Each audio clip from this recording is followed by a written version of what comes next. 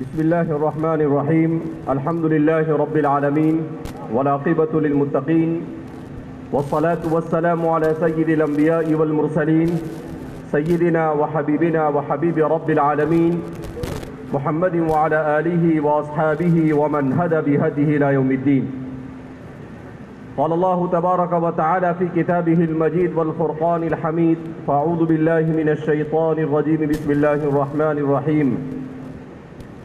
مستهم البأساء والضراء وزلزلوا حتى يقول الرسول والذين آمنوا معه متى نصر الله ألا إن نصر الله قریب. برادران اسلام اور اس علاقے سے تعلق رکھنے والی ہماری مائیں اور بہنیں، نوجوانان ملت، ویسے عام طور پر اس علاقے میں پہلی بار آنا ہوا. یہاں سے دور رہ کر ہم یہ سنا کرتے تھے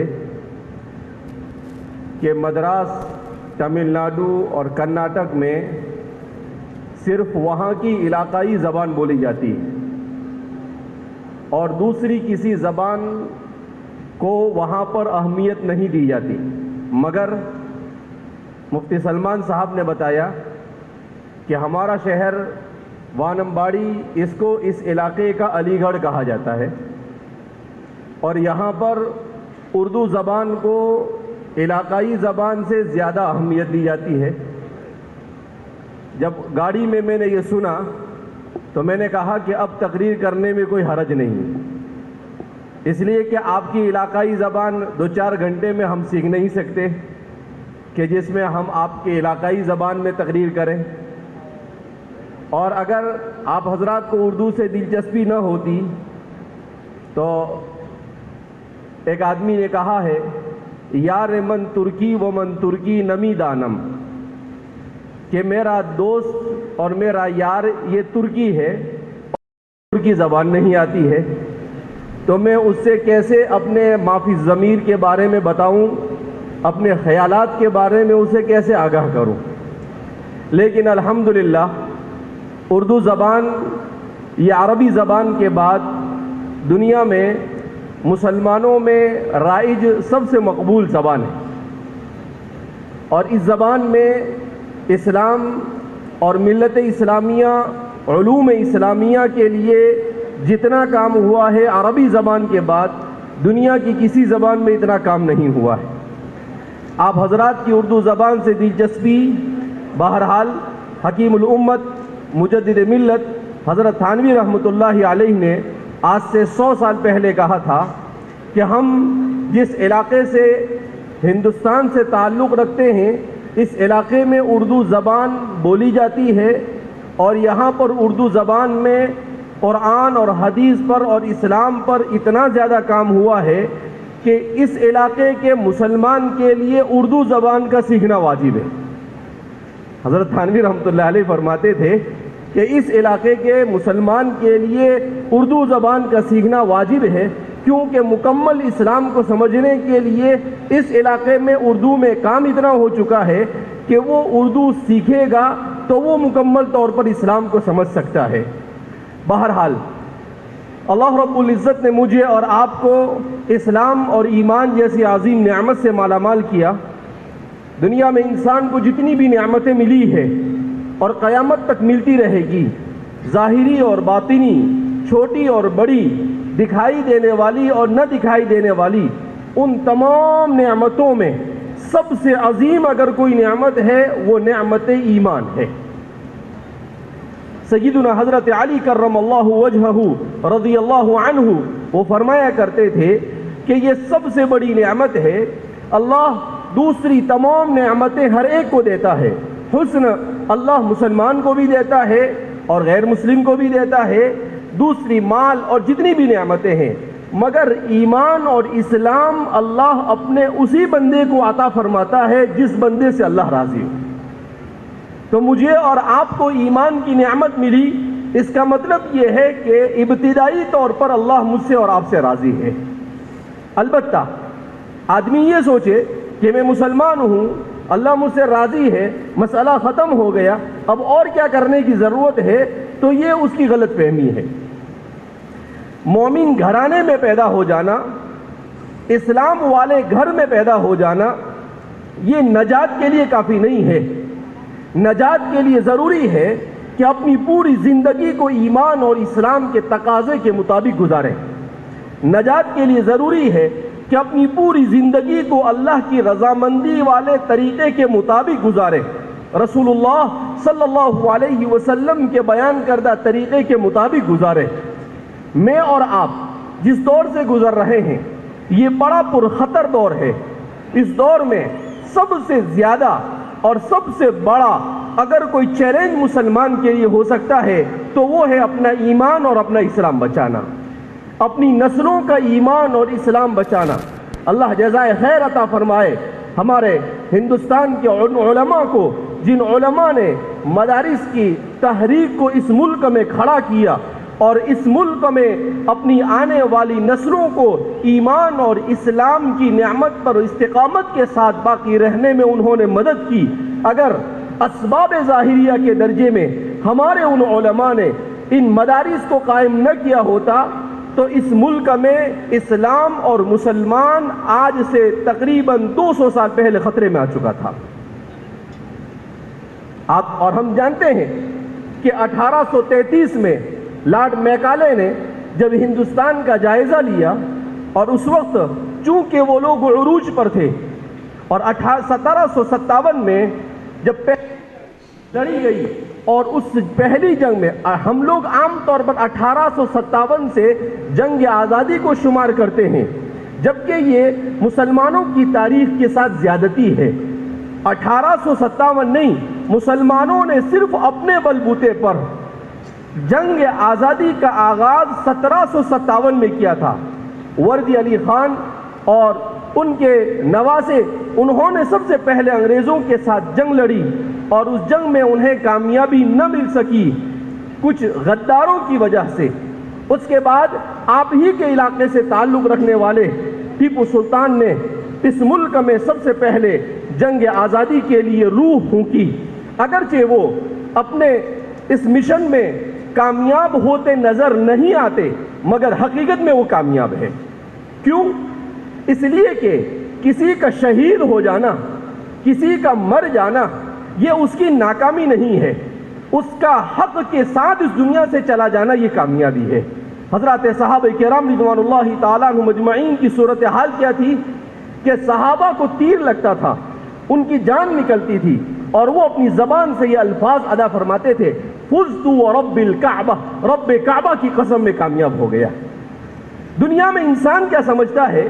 آج کا 21ویں صدی کا انسان، اس کے یہاں پر سکسیس اور ان سکسیس، کامیابی اور ناکامی، اس کا معیار اپنے بلبوتے پر اس نے متعین کیا ہے۔ وہ یہ سمجھتا ہے جس کو بڑا عہدہ مل گیا وہ کامیاب ہے، وہ یہ سمجھتا ہے کہ جس کو تجارت میں بہت زیادہ آگے بڑھ گیا وہ کامیاب ہے۔ یہ دنیاوی پیمانے ہیں، لیکن اللہ کے یہاں پر پیمانہ یہ حق اور باطل کا ہوا کرتا ہے۔ اللہ کے یہاں پر اگر حق کے خاطر کسی نے اپنی جان دے دی تو وہ کامیاب ہے، اگرچہ دنیا اسے ناکام کہے۔ تو اس لیے اللہ رب العزت نے مجھے اور آپ کو حق کے ساتھ وابستہ کیا، ورنہ اس روئے زمین پر 850 کروڑ انسان اس وقت جی رہے ہیں، جن میں مشکل سے 250 سے 250 کروڑ وہ لوگ ہیں جو ایمان اور اسلام کی نعمت سے مالامال ہے۔ اس کے علاوہ 600 کروڑ انسان وہ ہے جو باطل کے ساتھ لگے ہوئے ہیں، کوئی الحاد اور بے دینی کے ساتھ جڑا ہوا ہے، کوئی شرک اور کفر کے ساتھ جڑا ہوا ہے، کوئی یہودیت اور نصرانیت کے ساتھ جڑا ہوا ہے، مختلف مذاہب کے ساتھ جڑے ہوئے ہیں۔ ان کو نہ اپنی حقیقت کا علم ہے اور نہ انہیں اپنے خالق اور مالک کی حقیقت میں علم ہے اور نہ ہی انہیں اس دنیا کی حقیقت کا علم ہے۔ وہ اپنی ہی دنیا میں مست ہے اور وہ یہ سمجھ رہے ہیں کہ وہ کامیاب ہے۔ قرآن کریم کا معیار یہ ہے کہ کامیاب وہ نہیں ہے۔ اولئک علی ھدی من ربہم واولئک ھم المفلحون۔ کامیاب کون ہے؟ جس کو قرآن نے بیان کیا، ذالک الکتاب لا ریب فیہ ھدی للمتقین۔ متقین کامیاب ہے۔ متقین کون ہے؟ اس کے ڈیفینیشن کو اس کی تعریف کو، اس کے تعارف کو قرآن کریم نے بیان کیا۔ الذین یؤمنون بالغیب، جو غیب پر ایمان رکھتے ہیں، اللہ کو نہیں دیکھا مگر وہ ایمان رکھتے ہیں کہ اللہ ایک ہے اور وہی کائنات کے نظام کو چلا رہا ہے، اسی نے کائنات کو بنایا اور وہی کائنات کے اسی کے مرضی کے مطابق کائنات چل رہی ہے۔ وما تشاءون الا ان یشاء اللہ، اللہ جو چاہتا ہے وہ ہوتا ہے، بندوں کے چاہنے سے دنیا کے اندر میں کچھ نہیں ہوتا ہے۔ اس کو ایمان بالغیب کہا جاتا ہے، اللہ کے فرشتوں کو ماننا، اللہ کی کتابوں کو ماننا، اللہ کے رسولوں کو ماننا، مرنے کے بعد دوبارہ زندہ ہونے کو ماننا، اسی طریقے سے اس بات کو ماننا کہ تقدیر یہ اللہ کے قبضے قدرت میں ہے۔ والقدر خیرہ وشرہ من اللہ تعالی، اللہ رب العزت یہ انسان کے بارے میں اللہ نے فیصلہ کیا ہے کہ یہ انسان ہے، اس کے ساتھ اس طرح کا معاملہ ہوگا، اس کے ساتھ ایسا بھی ہو سکتا ہے، ایسا بھی ہو سکتا ہے۔ مومن ایمان رکھتا ہے، اسی لیے دنیا میں سب سے زیادہ اگر کوئی ڈپریشن میں مبتلا ہوتا ہے تو وہ غیر مسلم اور غیر مومن ہوتا ہے۔ مومن یہ ڈپریشن میں مبتلا نہیں ہوتا، کیوں؟ اس کو یقین ہے کہ میں ایسا سمجھ رہا ہوں کہ میرے لیے یہ برا ہوا کہ میرا بزنس میں اتنے لاکھ روپے کا نقصان ہو گیا، مگر میں نے اس پر صبر کیا، میرا اللہ اس سے بہتر مجھے کچھ دنیا میں دے گا یا آخرت میں دے گا، تو فوراً اس کے دماغ سے ٹینشن ختم ہو جاتا ہے، وہ فری ہو جاتا ہے اور وہ صبر کے ساتھ زندگی گزار دیتا ہے۔ اور اس کے علاوہ دوسرا ہے تو اس کی زندگی میں صبر نہیں ہے، وہ صبر کو نہیں سمجھتا ہے، اس کے لیے پیسہ ہی سب کچھ ہے۔ 10 20 25 لاکھ روپے کا نقصان ہوا، وہ خودکشی کرنے پر اور اپنے آپ کو ناکام سمجھ کر اس دنیا سے اپنے آپ کو ختم کر دینے میں ہی اپنی کامیابی تصور کرتا ہے، جبکہ اللہ رب العزت نے کہہ دیا کہ بھائی ایمان بالغیب کے ساتھ وابستہ ہو تو سب سے پہلے یہ کہ اللہ نے ہمیں اس نعمت سے مالا مال کیا، الذین یؤمنون بالغیب ویقیمون الصلاۃ، اور جو نماز کو قائم کرتے ہیں۔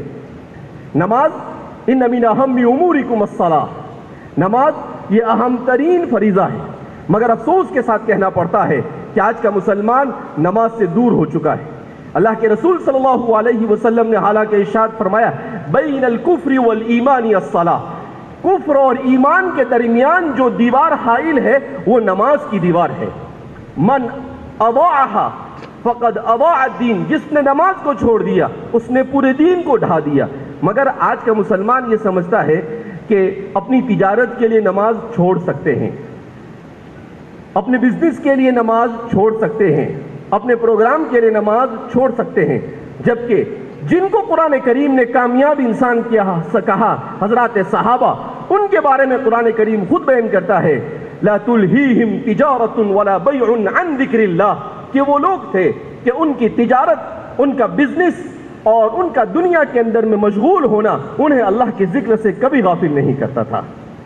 وہ کچھ بھی ہو جائے، جہاں پر اذان ہوتی تھی، اذان ہوتے ہی اپنی ساری دنیا کو چھوڑ کر مسجدوں کی طرف چلے جاتے تھے۔ آج کا مسلمان پریشان ہے کہ ہم اتنی دعائیں کرتے ہیں، ہم اتنا سب کچھ کر رہے ہیں، اس کے باوجود مسلمانوں کے ساتھ کیا ہو رہا ہے؟ ایسا نہیں ہونا چاہیے۔ اسی لیے میں نے قرآن کریم کی آیت کریمہ کا انتخاب کیا جس میں اللہ رب العزت ارشاد فرماتے ہیں مَسَّتْهُمُ الْبَأْسَاءُ وَالضَّرَّاءُ وَزُلْزِلُوا حَتَّى يَقُولَ الرَّسُولُ وَالَّذِينَ آمَنُوا مَعَهُ مَتَى نَصْرُ اللَّهِ أَلَا إِنَّ نَصْرَ اللَّهِ قَرِيبٌ۔ اللہ کیا فرماتے ہیں؟ مَسَّتْهُمُ الْبَأْسَاءُ وَالضَّرَّاءُ، کہ بہت سارے انبیاء ماضی میں ایسے گزرے ہیں کہ ان کو مصیبتیں پہنچی، انہیں اقتصادی اعتبار سے پریشانی ہوئی، ان کے مقابلے میں دشمن بہت مضبوط تھا، وہ ان کے سامنے آ کر کھڑا ہو گیا، اس نے قتل و غارت گیری سے کام لیا۔ وہ زلزلوا، یہاں تک کہ وہ ہلا کر رکھ دیے گئے، یہاں تک کہ قرآن کہتا ہے حتی یقول الرسول والذین آمنوا معہ، یہاں تک کہ رسول اور ان کے ساتھ جو لوگ تھے وہ کہنے لگے متی نصر اللہ، اللہ کی مدد کب آئے گی؟ اللہ کہتے الا ان نصر اللہ قریب، اللہ کی مدد قریب ہے۔ اللہ کبھی بھی مومنوں اور مسلمانوں کو دوسروں کے حوالے نہیں کرتا ہے۔ اب سوال پیدا ہوتا ہے کہ ہم تو یہ دیکھ رہے ہیں کہ ایک صدی گزر گئی مگر ہمارے لیے مدد نہیں آ رہی ہے اور ہم پریشانی سے گزر رہے ہیں، تو قرآن کریم نے اس کو بھی بیان کیا ہے کہ اللہ کے رسول صلی اللہ علیہ وسلم ایک روایت میں ارشاد فرماتے ہیں کہ اگر کوئی مسلمان ایسا ہے رب اشعث، کہ وہ پراگندہ حال ہے، مسافر ہے، اور وہ اللہ سے دعا کرتا ہے، روتا ہے، گر گڑاتا ہے، مگر انا یستجاب لہ، اس کی دعا کیسے قبول ہو سکتی ہے؟ اس کی دعا ہرگز قبول نہیں ہوگی۔ کیوں؟ مأکلہ حرام ومشربہ حرام، اس کا کھانا بھی حرام اور اس کا پینا بھی حرام ہے، تو اس کی دعا کیسے قبول ہو سکتی ہے؟ آج ہمیں اپنی کمائی پر نظر ثانی کرنے کی ضرورت ہے کہ کیا ہم حلال کما رہے ہیں، حلال کھا رہے ہیں اور حلال کھلا رہے ہیں یا نہیں؟ اگر ہم حلال نہیں کھا رہے، ہم سود کے پیچھے دوڑے چلے جا رہے ہیں، اور جبکہ اللہ نے کہا کہ جو سود میں مبتلا ہوگا، اللہ رب العزت فرماتے ہیں وہ اللہ کے ساتھ گویا کہ جنگ کا اعلان کرتا ہے۔ یمحق اللہ الربا، اللہ سود کو ملیہ میٹ کرتا ہے، وَيُرْبِ الصَّدَقَاتِ، اور صدقے کے ذریعے سے اللہ اضافہ کرتا ہے نعمت کے اندر میں۔ تو فرماتے ہیں کہ جب ہمارا کھانا پینا اور ہماری کمائی حرام طریقے سے ہوگی تو ہماری دعائیں قبول نہیں ہوگی۔ جب ہماری اجتماعی طور پر امت گناہوں میں مبتلا ہوگی، امت توبہ کی طرف نہیں آئے گی، امت اپنی مسجدوں کو آباد نہیں کرے گی، امت قرآن کی تلاوت سے وابستہ نہیں ہوگی، امت میوزک اور موسیقی کے سننے میں مبتلا ہو جائے گی، امت ناچ گانوں میں مبتلا ہو جائے گی، اور امت دنیا کے پیچھے ایسے لگ جائے گی گویا کہ آخرت نام کی کوئی چیز اس کے ذہن و دماغ میں ہے ہی نہیں، تو پھر اس صورت میں اللہ کی مدد نہیں آیا کرتی ہے۔ اللہ کی مدد کو اپنی طرف کھینچنے کے لیے ضروری ہے کہ ہم اجتماعی طور پر اپنے آپ کو اسلام کی طرف لائیں۔ انتم الاعلون ان کنتم مؤمنین، تم سربلند رہو گے اگر تم مومن ہو۔ آج ہمارا حال یہ ہے کہ ہمارے بیٹے، نوجوان لڑکے اور لڑکیاں تھوڑا سا کسی کے ساتھ عشق ہو جائے، وہ یہ نہیں دیکھتے ہیں کہ میں جس سے عشق کر رہی ہوں وہ مسلمان ہے یا غیر مسلم ہے، اس کے ساتھ شادی کرنے پر آمادہ ہو جاتے ہیں، جبکہ قرآن کہتا ہے الخبیثات للخبیثین والخبیثات، کہ خبیث مرد اور خبیث عورتیں یہ ایک دوسرے کے لیے، والطیبات للطیبین، اور طیب یہ طیب کے لیے ہے۔ یہ کبھی گنجائش نہیں ہو سکتی ہے کہ کوئی مسلمان ہو اور مسلمان ہو کر وہ کسی دوسرے کے ساتھ نکاح میں چلا جائے، چاہے وہ لڑکا ہو چاہے وہ لڑکی ہو۔ کیوں؟ اس لیے کہ اس کے نزدیک ایمان اور اسلام سے بڑھ کر دنیا کی کوئی چیز نہیں ہو سکتی ہے۔ لیکن ہم نے اپنی اولاد کی تربیت ایسی نہیں کی گھر میں، ہم نے اپنی اولاد کو ایمان اور اسلام نہیں سکھایا، ہم نے اپنی اولاد کو رسول اللہ صلی اللہ علیہ وسلم کا عشق نہیں سکھایا، تو اس کا نتیجہ کیا ہوا کہ آسانی کے ساتھ یہ دشمنوں کے چنگل میں چلے گئے اور ارتداد کا شکار۔ مسلمان کبھی تصور نہیں کر سکتا تھا کہ مسلمان ہو کر بھی کبھی کفر اور شرک کے بارے میں سوچ سکتا ہے، مگر آج ہم دیکھ رہے ہیں کہ میڈیا کے راستے سے، سوشل میڈیا کے راستے سے کیسے فتنے ہیں، اور ان فتنوں میں ہمارا نوجوان کتنی تیزی کے ساتھ مبتلا ہوتا چلا جا رہا ہے اور اسی کو اپنی کامیابی تصور کر رہا ہے۔ یہ کامیابی نہیں ہو سکتی ہے۔ حضرت حسین نے اپنے سر کو کٹایا، کیا وہ ناکام ہوئے؟ نہیں۔ حضرت نوح علیہ السلام نے اپنی قوم کو دعوت دی 950 سال تک، صرف 60 لوگ ایمان لائے، تو کیا نوح علیہ السلام والعیاذ باللہ ناکام ہو گئے؟ نہیں ناکام ہوئے، اگرچہ وہ ایمان نہیں لائے، مگر اللہ نے کیا نظام بنایا کہ اس کے بعد سارے ان لوگوں کو جنہوں نے نوح علیہ السلام کی مخالفت کی، ان سب کو صف ہستی سے مٹا دیا، اور حضرت نوح علیہ السلام کی اولاد سے پوری دنیا کے نظام کو چلایا، اور قیامت تک حضرت نوح علیہ السلام کو انسانوں کے جد ثانی بنا دیا۔ اس کو کہتے ہیں عزت اللہ کے ہاتھ میں ہے، سب کچھ اللہ اپنے قبضے قدرت میں اس نے رکھا ہوا ہے۔ تو ایک مومن کا ایمان اور یقین ایسا مضبوط ہونا چاہیے کہ ساری کائنات ایک طرف ہو اور ایک طرف وہ کھڑا ہو، اور اس کے ایمان اور اسلام میں ذرہ برابر ڈگمگاہٹ نہ آئے، اور وہ پوری استقامت کے ساتھ قرآن کریم جس کو بیان کرتا ہے کہ فاستقاموا الذین قالوا ربنا اللہ ثم استقاموا، انہوں نے کہا کہ ہمارا رب اللہ ہے، اور پھر اسی پر مضبوطی کے ساتھ جم گئے، چاہے اس کے لیے مال کی قربانی کی ضرورت پڑے تو مال قربان کر دے، اگر جان کی قربانی کی ضرورت پڑے تو جان قربان کر دے، اگر اپنے وطن کی قربانی کی ضرورت پڑے وطن کو قربان کر دے، سب کچھ قربان کر دے، مگر اپنے خالق اور مالک کی ناراضگی کو کسی صورت میں پسند نہ کرے۔ اس طرح سے مومن اس دنیا میں زندگی گزارتا ہے۔ آج فتنوں کے اس دور میں اپنے آپ کو استقامت کے ساتھ اسلام پر جمانے کے لیے ہمیں اپنی اولاد کی ایمانی اور اسلامی تربیت کرنے کی ضرورت ہے، اپنے گھروں کو اسلامی گھرانہ بنانے کی ضرورت ہے، اپنے اسکولوں کو اسلامی اسکول بنانے کی ضرورت ہے۔ صرف کچھ چیزیں رٹا دینے سے کام نہیں چلے گا۔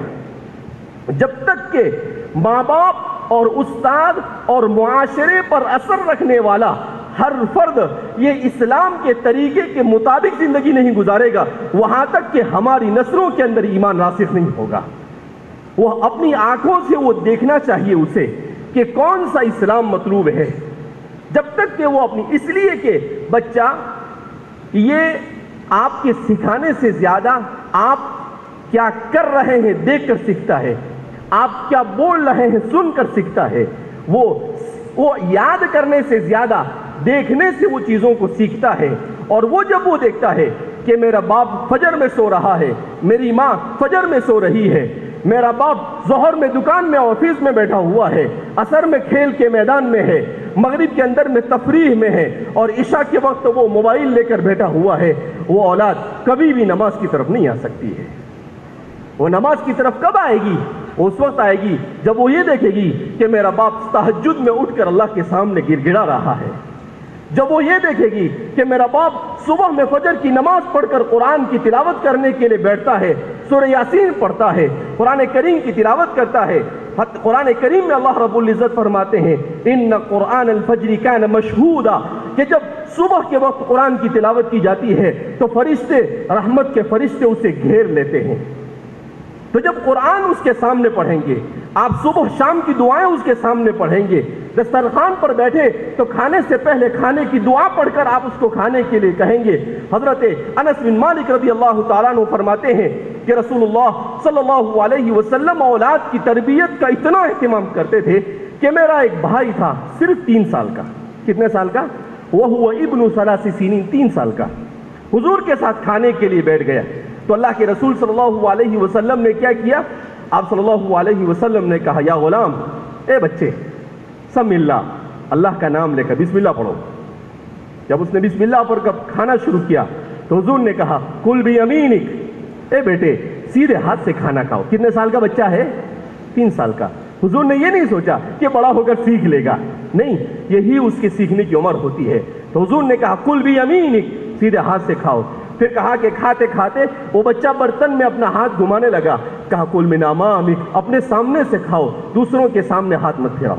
3 سال کے بچے کو حضور تعلیم دے رہے ہیں۔ حضرت عبداللہ بن زبیر فرماتے ہیں کہ ہم بچے کھیلتے رہتے تھے، رسول اللہ صلی اللہ علیہ وسلم وہاں سے گزرتے تھے تو کہتے تھے السلام علیکم ورحمۃ اللہ وبرکاتہ۔ تو ہمیں ہمیشہ زندگی میں یاد رہتا تھا کہ ہمیشہ سلام کرنا چاہیے۔ تو آپ نے ماحول ایسا بنایا۔ آج ہم نے کبھی ایسا ماحول بنانے کی کوشش نہیں کی۔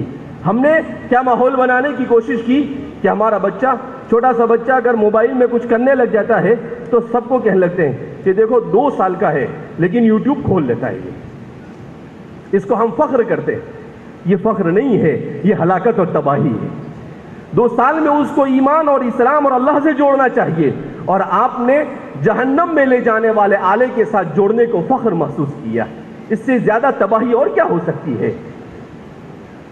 اس لیے ہمیں تربیت کی طرف خاص توجہ دینے کی ضرورت ہے کہ ہم اپنے معاشرے کو کس طریقے سے اسلامی معاشرہ بنائے، اپنی مسجدوں سے، قرآن سے اپنے آپ کو کیسے جوڑے۔ آج بڑا طبقہ مسلمانوں کا وہ ہے جس کو قرآن پڑھنا نہیں آتا ہے، قرآن نہیں پڑھ سکتا ہے۔ بہت سارے ایسے ہوتے ہیں پوری زندگی قرآن نہیں پڑھنا آتا ہے، کہا جائے تو کہا کیا کرے، وقت نہیں ملا۔ ارے اس دنیا میں اسی لیے اللہ نے بھیجا تھا کہ اللہ کی عبادت کرتا، قرآن پڑھتا، نماز پڑھتا، اللہ کی رضامندی والی زندگی گزارتا، مگر تجھے پیسے کمانے سے فرصت نہیں ملی، تجھے اپنا گھر بنانے سے فرصت نہیں ملی، تو اپنے بچوں کے فیوچر کو اور مستقبل کو اچھا بنانا چاہتا تھا، مگر تو نے یہ نہیں سوچا کہ تو اپنی اور اپنی نسلوں کی آخرت کو برباد کر چکا ہے۔ اس لیے میرے بھائیوں، دوستوں اور بزرگوں، بڑا سنگین مسئلہ ہے۔ اگر آج بھی ہم بیدار نہیں ہوئے اور ہم نے اپنے بچوں کی ایمانی اور اسلامی تربیت کی طرف توجہ نہیں دی اور ہم اپنے آپ کو نمازی نہیں بنا سکے، اپنے گھر میں قرآن کو اور اسلام کو زندہ نہیں کر سکے، خدا پاک کی قسم 25 سال کے بعد ہماری نسلوں میں ایمان باقی نہیں رہ سکتا ہے۔ اس لیے اس مسئلے کو پہلی فرصت میں ہمیں پوری توجہ کے ساتھ اس کی طرف توجہ دینے کی ضرورت ہے کہ ہمارا بچہ کہیں موبائل میں غلط چیزوں کو دیکھ کر وہ غلط چیزوں اور غلط نظریات کی طرف تو نہیں جا رہا ہے، وہ غلط لوگوں کی صحبت میں رہ کر کہیں وہ ڈرگس میں اور غلط چیزوں میں مبتلا تو نہیں ہو رہا ہے۔ حدیث پاک میں رسول اللہ صلی اللہ علیہ وسلم نے ارشاد فرمایا کہ اگر کسی انسان کو آپ دیکھنا چاہتے ہو کہ وہ کیسا ہے، فانظر الی من یخالل، تو آپ دیکھو کہ اس کا دوست کیسا ہے۔ اگر اس کا دوست والا، اگر اس کا دوست جوا کھیلنے والا، اس کا دوست نماز چھوڑنے والا، اس کا دوست گالی گلوچ کرنے والا ہے تو تم سمجھ لو کہ یہ آدمی بھی ایسا ہی ہے۔ اللہ کے رسول صلی اللہ علیہ وسلم نے یہ بھی سکھایا کہ کس سے دوستی کرے۔ حضور نے کہا لا یاکل طعامک الا التقی، کہ تیرے دسترخوان پر متقی ہی آنا چاہیے، تیرے دسترخوان پر فاسق اور فاجر نہیں آنا چاہیے۔ اس لیے میرے بھائیوں، دوستوں اور بزرگوں، آج بھی ضرورت ہے کہ ہم اپنے بچوں کے ایمان اور اسلام کو بچانے کے لیے کیسی فکر کریں، ہم اپنی اسکولیں قائم کریں، اپنی کالجیں قائم کریں، وہاں پر اسلامک انوائرمنٹ کا ہم انتظام کریں۔ اس لیے کہ آج سے 30 سال پہلے ہمارے والد صاحب کے شیخ حضرت قاری صدیق صاحب عارف باللہ بقیت السلف والخلف حضرت قاری صدیق صاحب باندوی نور اللہ مرقدہ نے ہمارے والد صاحب سے کہا کہ مولانا غلام صاحب آپ اسکول اور کالج شروع کرو مدرسے کے اندر۔ تو ہمارے والد صاحب نے کہا کہ حضرت مفتی لوگ جینے دیں گے، فتوے چالو ہو جائیں گے۔ تو آپ دیکھیے اللہ رب العزت بزرگوں کو کس طرح سے دکھاتا ہے۔ حدیث میں حضور نے فرمایا اتقوا من فراست المؤمن فإنه ينظر بنور اللہ، کہ مومن کی فراست سے ڈرو اس لیے کہ وہ اللہ کے نور سے دیکھتا ہے۔ تو انہوں نے کیا کہا کہ دیکھو 91 کی بات کر رہا ہوں میں، انہوں نے کہا کہ مجھے ایسا لگ رہا ہے کہ اگر ہم نے اپنے ادارے، اپنی اسکولیں اور اپنی کالجیں مسلمان اور اسلامی ماحول میں نہیں قائم کی تو ہماری نسلوں میں ارتداد کا فتنہ پنپ سکتا ہے۔ 32 ایئرس اگاؤ، کتنے سال پہلے؟ 32 سال پہلے۔ تو والد صاحب نے کہا کہ ٹھیک ہے، آپ کا حکم سر آنکھوں پر۔ تو آئی ٹی آئی شروع ہوئی، بی او میں شروع ہوئی، polytechnic college, D pharmacy, B pharmacy, M pharmacy, اس کے بعد ڈی ایڈ کالج، اس کے بعد بی ایڈ کالج، اور پھر اس کے بعد law college, nursing college, M B B S college, U G P G courses, B M S, B H M S college, ایسے تقریباً اب تو الحمدللہ 25 سے زیادہ کالجیں اور 100 کے قریب اسکولیں ہو چکی ہیں۔ تو اس وقت والد صاحب نے جب کہا تو یہی ہوا، 3-4 سال کے بعد کسی صاحب نے ایک پرچی لکھے، 4-5-10 پیج کی کتاب لکھی والد صاحب کے خلاف کہ علماء کو یہ کام نہیں کرنا چاہیے، اور آپ نے یہ کام کیا۔ 94-95 میں حضرت قاری صدیق صاحب باندوی نور اللہ مرقدہ کے انتقال سے 2 سال پہلے تو قاری صاحب آئے تو والد صاحب نے کہا حضرت میں نے پہلے ہی کہا تھا آپ کو کہ فتوے شروع ہو گئے، آپ قربان جائیے حضرت کے انداز پر کہ کیسے تربیت کرتے ہمارے بڑے۔ حضرت نے کہا کہ مولوی غلام گھبراؤ مت، میرے تمہارے اور اللہ کے درمیان معاملہ صاف ہے، ہم امت کی نسلوں کے ایمان کو بچانے کے لیے کام کر رہے ہیں۔ ان کو یہ بات ابھی نہیں سمجھ میں آ رہی ہے، 25 سال کے بعد سمجھ میں آئے گی۔ کیا کہا؟ کب سمجھ میں آئے گی؟ 25 سال کے بعد۔ اور یہ جو آپ کے خلاف کتاب چاہے نا، یہ آپ کی عند اللہ مقبولیت کی علامت ہے، آپ اللہ کے مقبول ہو چکے ہو، گھبراؤ مت، آپ اپنا کام کرتے چلے جاؤ۔ اور وہی ہوا کہ آپ 5 سال پہلے سے علماء نے یہ کہنا شروع کیا کہ ہمارے اسکول ہونے چاہیے، ہمارے ماحول میں اسکول ہونی چاہیے۔ اگر یہی امت 30 سال پہلے جاگ چکی ہوتی تو آج ہمیں ارتداد کی خبریں نہیں سننی پڑتی۔ تو اس لیے علماء کی نگرانی میں ہم علماء کو بھی اپنے دماغ کو صحیح ڈھنگ سے سوچنے کی ضرورت ہے۔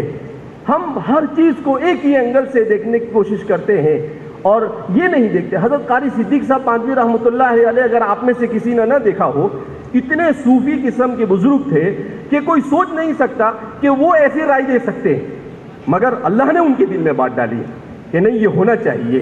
اس لیے ہم مسلمانوں کو ہر جگہ پر پرائمری سے لے کر سیکنڈری سے لے کر ہائر ایجوکیشن تک ہمارا بچہ ہمارے اسکول میں ہمارے ماحول ہی کے اندر پڑھنا چاہیے. کیوں کہ ماحول ہی انسان کو بگاڑنے اور انسان کو بنانے میں سب سے بڑا رول ادا کرتا ہے. انوائرمنٹ اور ماحول اگر اچھا نہیں ہے تو اچھے سے اچھا بھی بگڑ جاتا ہے. لہذا اس بنا پر الحمدللہ جامعہ اپنی یونیورسٹی شروع کرنے جا رہا ہے 2024 کے اندر میں. اللہ کی ذات سے امید ہے, اور صرف عقل کنواں میں نہیں, مختلف ملک کے دوسرے خطوں میں بھی. تو اس لیے ہر جگہ پر ہم مسلمانوں کو ایک ہی پیغام دے رہے ہیں. یہ 15 سال میں 15 دنوں میں, نومبر کے یہ 15 دن میں, یہ 11واں اسٹیٹ ہے ہمارا, 11واں یا 12واں اسٹیٹ ہے جس میں ہم سر کے ساتھ میں ہم ایک ہی کام کر رہے ہیں. امت کو جگانے کی کوشش کر رہے ہیں کہ امت قرآن سے جڑ جاؤ اور تعلیم سے جڑ جاؤ. یہ دونوں پر ہے, تم اللہ کے فضل سے اڑنا شروع کر دو گے. لہذا امت کو اپنے آپ کو قرآن سے اور تعلیم سے جوڑنے کی ضرورت ہے. ہم ایک دوسرے پر اعتبار کریں, ایک دوسرے پر اعتماد کریں, امانتداری اور دیانتداری کے ساتھ کام لے, اور اسلام کے دائرے میں اور ملک کے قانون کے دائرے میں رہ کر اپنے عصری اداروں کو قائم کرنے کی کوشش کریں. اسی لیے میں کہتا ہوں کہ مسجد, مدرسہ اور مکتب جتنی بڑی امت کی ضرورت, اتنی ہی بڑی ضرورت آج اسکول اور کالج بھی ہو چکی ہے. کیوں کہ وہ بھی ایمان اور اسلام بچانے کے لیے, اور یہ بھی ایمان اور اسلام بچانے کے لیے. بہرحال آپ حضرات اتنی بڑی تعداد میں یہاں پر جمع ہوئے, اللہ رب العزت آپ سب کے جمع ہونے کو قبول فرمائے, اور اللہ رب العزت ہم سب سے راضی ہو جائے, ایسے اعمال کی توفیق مرحمت فرمائے. ہمیں اپنی نسلوں کی ایمانی اور اسلامی تربیت کی فکر کرنے کی توفیق مرحمت فرمائے. میں مشکور ہوں مفتی سلمان صاحب کا کہ انہوں نے زبردستی بہت پیچھے لگے کہا کہ نہیں آپ دونوں کو آنا ہی ہے. تو ہم لوگ کیسا بھی کر وقت کو ایڈجسٹ کر یہاں پر آئے. ہم نے کہا بھائی جہاں بھی جائیں امت کو پیغام دینا ہے, امت کو جگانا ہے, یہی ہمارا کام ہے. تو انشاءاللہ ہم نے کہا کہ ضرور ہم آپ کے یہاں آئیں گے, اور اللہ کی ذات سے امید ہے کہ اللہ رب العزت اس آنے کو مبارک اور مسعود بنائے, اور انشاءاللہ یہ سفر ہمارے اس علاقے میں اسلام اور مسلمانوں کے ایمان اور اسلام اور ایمان پر استقامت کا ذریعہ بنائے. اللہ ہم سب سے راضی ہو جائے, ایسا عمل کی توفیق مرحمت فرمائے. والسلام علیکم ورحمۃ اللہ وبرکاتہ. ماشاءاللہ اللہ قبول فرمائے. ہمارے اندر بھی اللہ تعالیٰ ایسا جذبہ نصیب فرمائے کہ ہم بھی حضرت کی طرح سے دین کا خدمت کرنے کے لیے حوصلہ, ارادے, نیت اللہ تعالیٰ ہم تمام کو نصیب فرمائے. اب اس کے بعد میں مہمان مکرم عزت مآب جناب منور زمان صاحب کو دعوت دے رہا ہوں کہ وہ اپنے خطاب سے ہم تمام کو مستفید فرمائیں. ذرا والنٹر حضرت آ جائیے. بھئی یہ دینی مجلس ہے, سبحان اللہ ماشاء اللہ کے ساتھ جو استقبال کریں, تعلیق غیروں کا رواج ہے. جی آ جائیے. ماشاء اللہ دیکھو, نیت کرو, ارادہ کرو, اللہ کرے ہم بھی اس طرح سے امت کے لیے رہبر بنے, دائی بنے انشاءاللہ.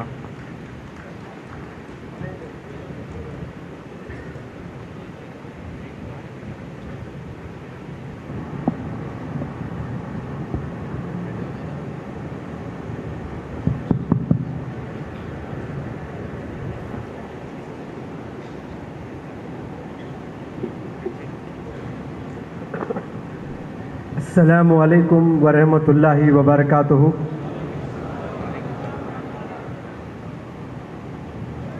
میں نے سلام سے شروع کیا اور مجھے بھرپور ثواب ملا, اور جواباً وعلیکم السلام بہت کم لوگوں نے کہا تو کم لوگوں کو ثواب ملا.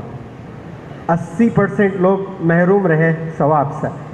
تو لہٰذا میں چاہتا ہوں کہ 100% جتنے بھی لوگ بیٹھے ہیں وہ سب لوگ ثواب لوٹیں. السلام علیکم ورحمۃ اللہ وبرکاتہ. ابھی بھی پورا ثواب مجھے ہی ملا. پوچھے کیسے؟ میں نے کروایا آپ سے. آپ دیکھیے اسلام میں جو ثواب ہے نا وہ دل سے کرنے سے ہے. دل سے جو کرتے ہیں اس کے کچھ الگ ہی ثوابات اللہ سبحانہ و تعالیٰ نوازتا ہے، اور کہنے پر کرنے سے پھر اس کو الگ، یعنی اللہ تو دینا ہی دینا ہے، اچھا کام کرے ہمیشہ دیتا ہے، لیکن جو دل سے کرتا ہے اس پر اللہ قربان، یعنی لٹا دیتا ہے۔ تو سلام پر میں بہت سے لیکچرز بھی دیا ہوں، یہاں سلام پر زیادہ بڑا لیکچر نہیں دوں گا، لیکن چھوٹا سا ضرور لیکچر دوں گا میں، کیونکہ ابھی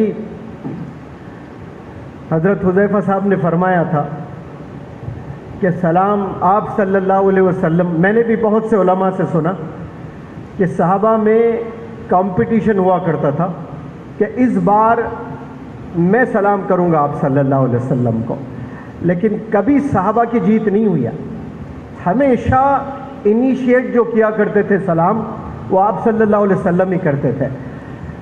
تو ہار کو مان کے ہمت نہیں ہارتے تھے صحابہ، نہیں پھر کل میں ضرور، پہلے میں کروں گا آپ صلی اللہ علیہ وسلم کو۔ وہ پل وہ دن کبھی نہیں آتا کہ آپ صلی اللہ علیہ وسلم سے پہلے کوئی صحابہ سلام کریں، پہلے اتنا سلام کیا کرتے تھے آپ صلی اللہ علیہ وسلم، ماشاءاللہ۔ لیکن یہ سنت میں نے شاید کسی میں دیکھی ہو لائف میں، وہ ٹیچرز ہوں، وہ مولوی صاحب ہو، وہ مولانا ہو، وہ مفتی ہو، ان سب کا پروٹوکال ہوتا ہے، آرام سے ایسا چلتے ہیں آفیسر کی طرح۔ سارے بچے اسکول میں کیا سکھایا جاتا ہے؟ Good morning teacher, good morning, sit down. اب وہ غصے سے بٹھاتے ہیں، جبکہ اسمائل کرنا سنت ہے، مسکرانا یہ سنت ہے۔ سب سے زیادہ اس دنیا میں کون مسکراتے ہیں کوئی بتائیں؟ ٹیچر، عالم دین، مفتیان، کون؟ میں نے جو میری آنکھوں سے دیکھا سب سے زیادہ مسکرانے والے ایئر ہوسٹس ہوتے ہیں، کیونکہ میرا سفر بہت ہوا ہے، لمبے لمبے جہازوں میں بھی سفر ہوا ہے جس میں 300 سے زائد پیسنجرز بیٹھتے ہیں۔ اب وہ 300 سے زائد جو پیسنجرز ہوتے ہیں اس میں پہلے 3 روز میں وی آئی پیز ہوتے ہیں، پیسے والے ہوتے ہیں، کوئی فلم کا اداکار ہیرو بھی ہو سکتا ہے، کوئی کرکٹ کا سٹار بھی ہو سکتا ہے، باقی کے 90% کامن پیپل ہوتے ہیں۔ لیکن ایئر ہوسٹس آپ دیکھیں، ہر ایک غریب سے غریب بندے کو، امیر سے امیر بندے کو 2 چیزیں ضرور کرتے ہیں، وہ پہلے مسکراتے ہیں پھر ویلکم کرتے ہیں، پھر اپنے کام میں لگتے ہیں، بھلے وہ پلاسٹک اسمائل ہے۔ 300 پیسنجرز کو ریسیو کرنا ہوتا ہے، ویلکم ویلکم۔ اب جاتے وقت میں دیکھیے 500 دفعہ thank you, thank you, bye bye, thank you. کبھی کوئی ٹیچر 40 بچوں کو bye bye, thank you for attending my class, کبھی ٹیچر بولے ہیں ایسا؟ نہیں۔ دیکھیے کارپوریٹ ورلڈ ریسرچ کرتا ہے کہ کیسے کسٹمرز کو پلیز کیا جائے۔ اب ہمارے ٹیچر پر 1000 ٹن کا غصہ رہتا ہے، اب بچے ڈرے ہوئے رہتے ہیں کلاس روم میں، تو کہاں محبت سیکھیں گے؟ مدرسے جانے بچے ڈرتے ہیں، اسکول جانے بچے ڈرتے ہیں، گویا ٹیچر سے ڈرا جاتا ہے کلاس روم میں۔ ڈرا کر کوئی چیز کبھی نہیں سکھائی جا سکتی ہے، محبت سے جو چیز سکھائی جاتی ہے وہ دلوں میں اترتی ہے۔ بہرحال یہ میرا پہلا وزٹ نہیں ہے یہاں پر، میں 2010 میں پہلی دفعہ یہاں آیا اعتکاف کے لیے۔ قاری امیر الحسن صاحب 2011 میں شاید انتقال فرما گئے تھے، میں 2010 میں آیا تھا، کیونکہ علماء سے بڑی محبت مجھے بچپن سے ہے۔ وہ بچپن سے اس لیے ہے کہ میرا ابا حضور میرے علماء حضرات کو خوب دعوتیں دیا کرتے تھے، یعنی بڑی محبت سے کھلاتے تھے، اور جتنی محبت سے میرے والد میرے دادی جو کھانا علماء حضرات کو سرو کرتے تھے، کھلاتے تھے، اس سے 10 گنا زیادہ محبت سے علماء حضرات دعوت اٹینڈ کرتے تھے۔ میرے والد صاحب کا نام ریاض تھا، تو کہتے تھے ریاض بھائی کی دعوت جب آتی ہے ہم شہر کے ساری دعوتیں کینسل کر دیتے ہیں، بڑے اخلاص بڑی محبت سے کھلاتے ہیں۔ تو وہ چیز میرے میں بھی منتقل، میرے میں بھی آئی، اور میں دلی میں پڑھا رہا تھا، پتہ چلا یہاں 300 سے زائد علماء حضرات اعتکاف میں تشریف لے آتے ہیں، تو دلی کا ورکشاپ میں پورا کیا اور سیدھے 10 دن کے لیے یہاں پر چلا آیا، اور 10 دن میں اعتکاف میں یہاں رہا اور ماشاءاللہ بہت سی چیزیں سیکھنے کو ملی، اور میں سمجھتا ہوں کہ قاری امیر الحسن صاحب سے میں نے ملاقات بھی کی، میں نے ہاتھ بھی ملایا، دعائیں بھی لی، تو شاید وہی دعائیں ہو سکتی ہے جو اللہ نے مجھے پوری دنیا گھمایا ہے۔ ویسے بہت سے بڑے بڑے علماء حضرات نے مجھے بلا بلا کر نصیحتیں کی ہیں، دعائیں دی ہیں، لیکن قاری امیر الحسن صاحب کے ساتھ جو 10 دن میں نے گزارے ہیں، میں آ کر پہلی صف میں بیٹھا کرتا تھا تاکہ قریب سے حضرت کو دیکھوں، تو ماشاءاللہ تو یہاں میرا 2010 میں آنا ہوا تھا، پھر اس کے بعد 2020 میں جو کرونا کا فیز پوری دنیا نے دیکھا،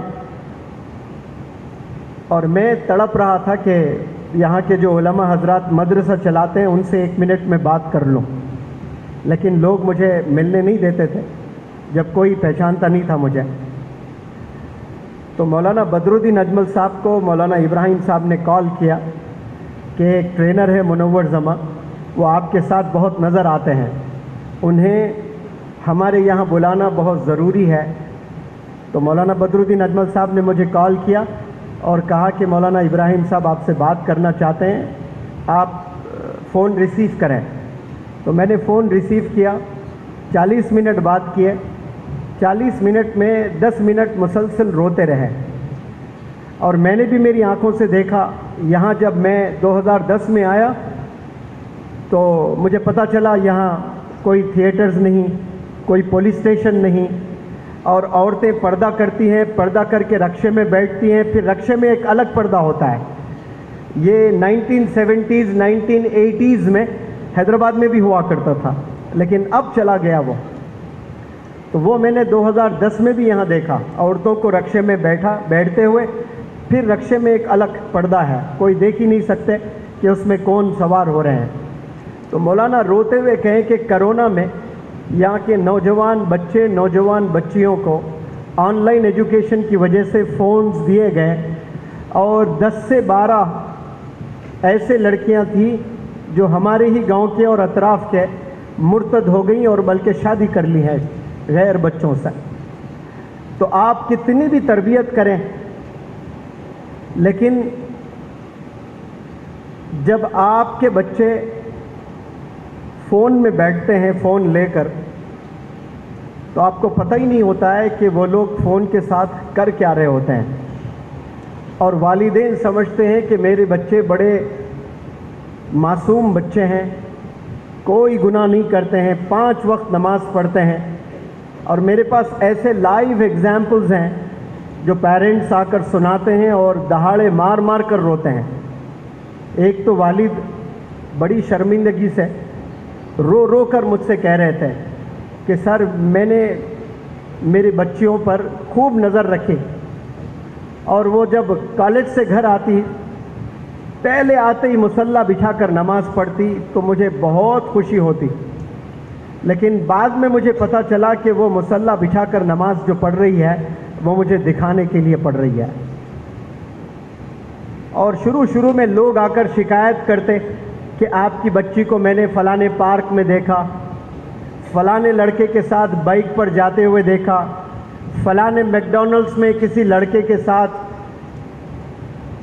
بیٹھے ہوئے میں نے آپ کی لڑکی کو پایا۔ تو میں وہ جو شکایت کرتے ان سے میں لڑتا، ان سے جھگڑتا، لیکن کچھ دن کے بعد لوگ لا کر مجھے تصاویر اور ویڈیو دکھانے لگے۔ ایک پل میں مجھے خیال آیا کہ میں خودکشی کر لوں اور مر جاؤں، لیکن میرا اسلام مجھے اجازت نہیں دیتا ہے۔ برقع پہن کر، گلوز پہن کر کالج جاتی ہیں، اور گھر آ کر روزانہ نماز 5 وقت کی نمازیں ہوتی ہیں، لیکن باہر جا کر ایک نہیں 3 لڑکوں کے ساتھ گھوما کر رہی ہیں۔ اسی لیے یہ بہت ضروری ہے کہ اسکولز، کالجز ہم لوگ چلائیں، اور ہماری نظر رہے بچوں پر. یہ جو مولانا حذیفہ صاحب جو ماڈرن ایجوکیشن کی فکر لے کر چل رہے ہیں نا, یہ صرف ڈاکٹرز انجینئرز بنانے کا آپ کا ایم نہیں ہے. آپ کا ایم یہ ہے کہ بچے جو نوجوان ہیں ان کے ایمان کی حفاظت کرنا.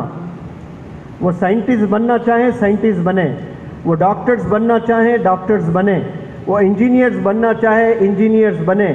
آپ ڈاکٹر بھی بنے, سائنٹسٹ بھی بنے, آپ کیا کیا بن چکے ہیں, لیکن دھیرے دھیرے دھیرے آپ کے سینے سے ایمان چلا گیا تو پھر آپ نے گویا اس دنیا میں کچھ اچیو نہیں کیا ہے.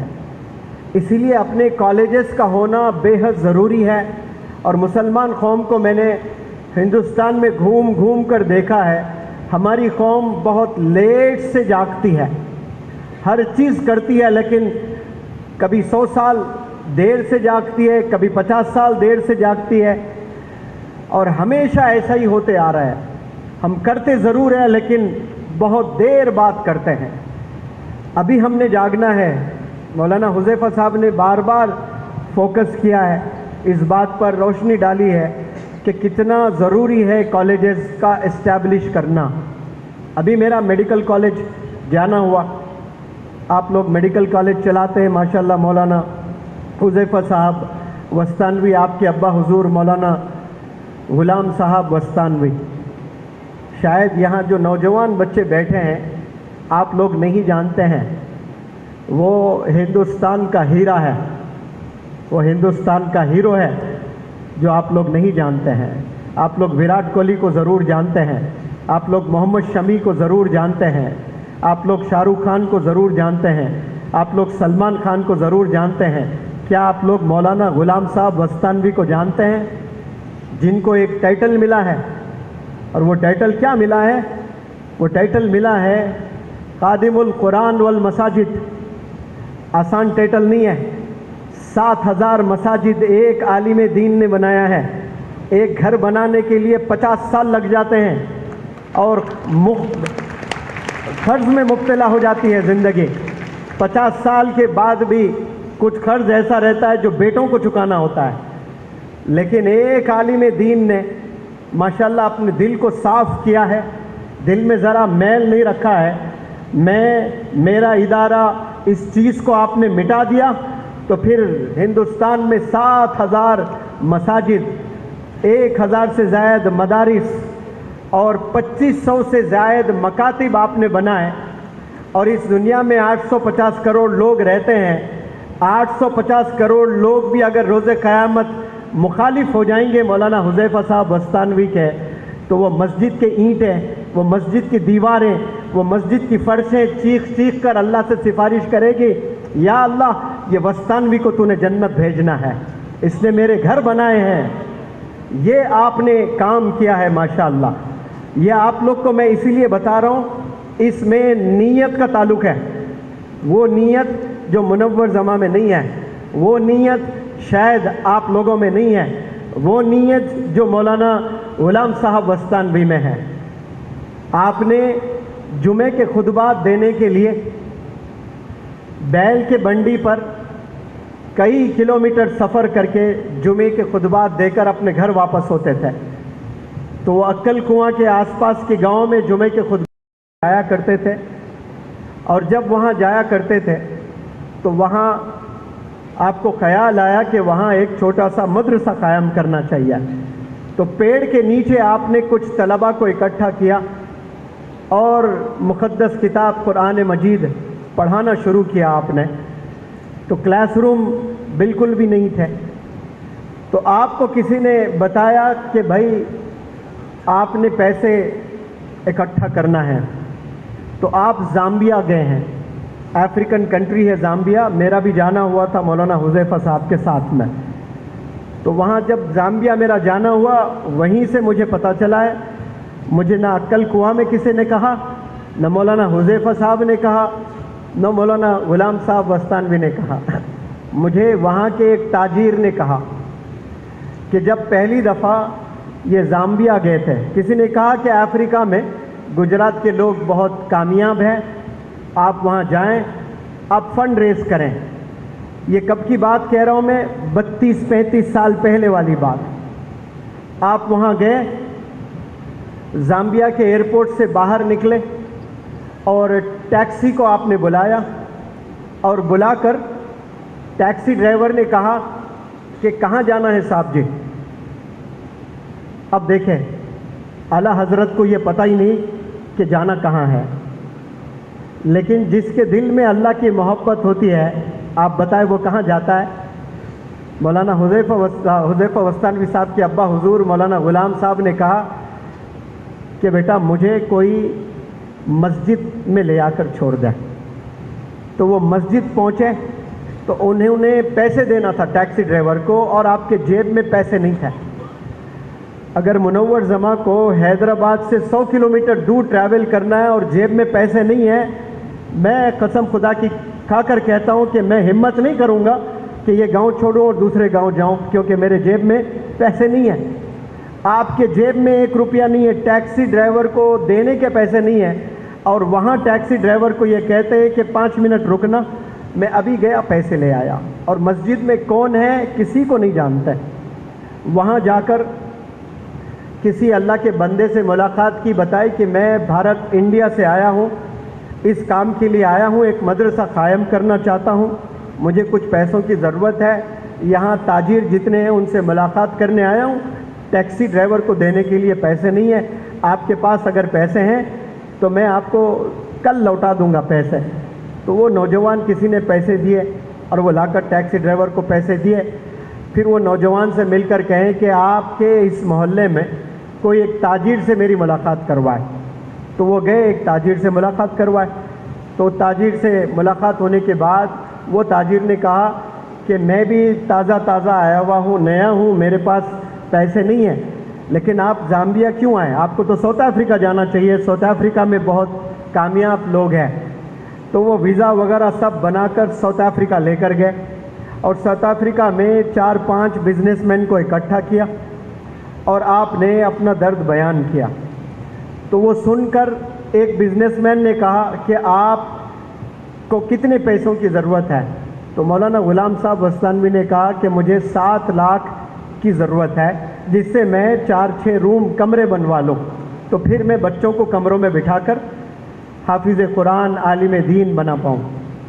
تو ایک تاجر نے کہا کہ 7 لاکھ روپے کے لیے آپ اتنی دور سے آئے، آپ ہمیں فون کرتے تو ہم آپ کو پہنچا دیتے، تو یہ آپ کو گھومنے کی ضرورت نہیں ہے یہاں وہاں، میں خود 7 لاکھ روپے دوں گا۔ تو ایک بندہ اپنے کمرے میں گیا، جا کر 7 لاکھ لے کر آپ کے ہاتھ میں تھامے، اور وہ جیسے 7 لاکھ لیے، آپ نے کہا کہ بھائی میرا ٹکٹ بناؤ، مجھے بھارت واپس جانا ہے۔ اگر مولانا غلام صاحب وستانوی کی جگہ منور زماں ہوتا اور آپ میں سے کئی سارے ہوتے، یہ خیال ضرور آتا جب آ ہی گیا ہوں اتنی دور، 1 مہینہ اگر رک لوں، روز 7-7 لاکھ روپے لے لوں، تو 30 دن کے 7-7 لاکھ جوڑوں تو 2 کروڑ ہو جائیں گے۔ یہ نیت میں کھوٹ ہے۔ اللہ رب العزت اس پل کو دیکھا کہ اس بندے کو واقعی 7 لاکھ کی ضرورت ہے، اور جب 7 لاکھ مل گئے تو ایک پل بھی وہاں رہنا پسند نہیں کر رہا ہے بندہ، اور دوسرے دن ٹکٹ لے کر واپس عقل کنواں آ کر پھر وہ کمرے بنانا شروع کیے۔ تو نیت میں جب پیورٹی ہوتی ہے تو دیکھیں وہ 7 لاکھ روپے سے آپ نے 7,000 مساجد بنائے ہیں۔ 7 لاکھ سے نہیں بنے، لیکن نیت کیسی تھی۔ آج ہم لوگ 5 وقت نماز پڑھتے ہیں، تہجد کی بھی نماز پڑھتے ہیں، قرآن کی بھی تلاوت کرتے ہیں، یاسین پڑھے بنا گھر کے باہر قدم نہیں رکھتے ہیں، لیکن مسئلہ دراصل کہاں ہے؟ نیتوں پر ہے۔ نیت بہت ضروری ہے کہ صاف ہونا۔ ہم صبح جب جاگتے ہیں تو آنکھ میں جو میل ہے وہ میل صاف کرتے ہیں، بال میں جو ڈینڈرف ہے وہ بال صاف کرتے ہیں، دانت میں جو گندگی ہے وہ دانت صاف کرتے ہیں۔ ہم جسم کا ہر پارٹ صاف کرنے کی کوشش کرتے ہیں۔ اگر صاف ہم کوئی چیز نہیں کرتے ہیں نا، تو وہ جو دل میں میل ہے وہ صاف نہیں کرتے ہیں، دل میں جو گندگی ہے وہ صاف نہیں کرتے ہیں، دل میں جو انفیکشن ہے وہ صاف نہیں کرتے ہیں۔ اللہ کو کیسی نماز چاہیے؟ وہ نماز جس بندے کا دل صاف ہو، لیکن ہم وضو بناتے ہیں، بنا وضو تو نماز نہیں ہوتی ہے. اور وضو سے کیا ہوتا ہے بھائی؟ آپ اپنے ہاتھ صاف کرتے ہیں، آپ اپنا چہرہ صاف کرتے ہیں، آپ اپنے بال صاف کرتے ہیں، آپ اپنا بدن صاف کرتے ہیں اور اللہ اکبر کھڑے ہو جاتے ہیں. لیکن دل میں جو میل ہے، انفیکشن ہے، کیا وہ ہم صاف کر رہے ہیں؟ 2 سگے بھائی یار تھے، شادی کے بعد 2 نئے لڑکیاں کیا آ گئے گھر میں، 2 بھائی میں نا اتفاقی پیدا ہو گئی. دونوں بھی 5 وقت نماز پڑھتے ہیں، but they are not on speaking terms. وہ لوگ بات چیت نہیں کر رہے ہیں. ایک گھر میں رہ رہے، فرسٹ فلور پہ ایک بھائی، گراؤنڈ فلور پر ایک بھائی، سلام کلام کچھ نہیں ہے. دونوں بھی مؤذن کی اذان سنتے ہیں، دونوں بھی اسی مسجد میں جاتے ہیں، دونوں بھی صف اول پہلے ہی رو میں کھڑے ہو کر نماز پڑھتے ہیں. آپ لوگ سے میں سوال کرتا ہوں کہ اللہ سبحانہ و تعالیٰ کو ایسی نماز چاہیے؟ ہم وضو تو بنا رہے ہیں، لیکن دل کا وضو بھی ہوتا ہے، جس کے لیے پانی کی ضرورت نہیں ہوتی ہے، جس کے لیے نیت کی ضرورت ہوتی ہے. تو ہر نماز سے پہلے ہم نے سب نے یہ نیت کرنا ہے کہ یا رب اس دل میں کسی کے لیے میل نہیں ہے، میں سب کو معاف کرتا ہوں، تو گواہ رہنا یا رب، میرا کوئی دشمن نہیں ہے. اور یہ دل، ایسا دل ہمیں بنانا ہے کہ یہ معاف کرنے والا ہو جائے. دنیا میں 850 کروڑ لوگ ہیں، تو 850 کروڑ لوگ اگر آپ کی طرف آئے تو آپ نے تیار رہنا ہے ان سے ہاتھ ملانے کے لیے، آپ نے تیار رہنا ہے انہیں سلام کرنے کے لیے. You should be the first person to initiate salaam. پہلے آپ نے سلام کرنا ہے. لیکن ہم نے پروٹوکال یہ بنایا کہ چھوٹے پہلے سلام کرنا چاہیے. گھر میں آتے ہیں، کوئی رشتہ دار گھر میں قدم رکھے اور آ کر کہتے ہیں کہ کوئی تمیز ومیز نہیں سکھایا آپ نے بچوں کو. بڑے ماموں آئے گھر، کوئی سلام ہی نہیں کیے، اور وہ ماموں شکایت کر کے چلے جاتے ہیں. ماموں کو دراصل پھر سے پڑھائی کی ضرورت ہے. ماموں کو چاہیے کہ وہ پہلے سلام کرے چھوٹے بچوں کو، یہ ہونا چاہیے. لیکن ماموں، خالہ، پھوپھا وہ چاہتے ہیں کہ پہلے بچے سلام کریں. یہ عجیب ہم نے ایک کلچر بنایا ہے. دلوں کو ہم نے صاف رکھنا ہے. یہ جو چیلنجز ہیں مفتی سلمان صاحب نے کہا، میں نے تو پہلے سوچا یہ مسابقہ کا جو ہمارا ٹور چل رہا ہے آل انڈیا، یہ بھی مسابقہ کا ہی ایک پارٹ ہے سوچا میں.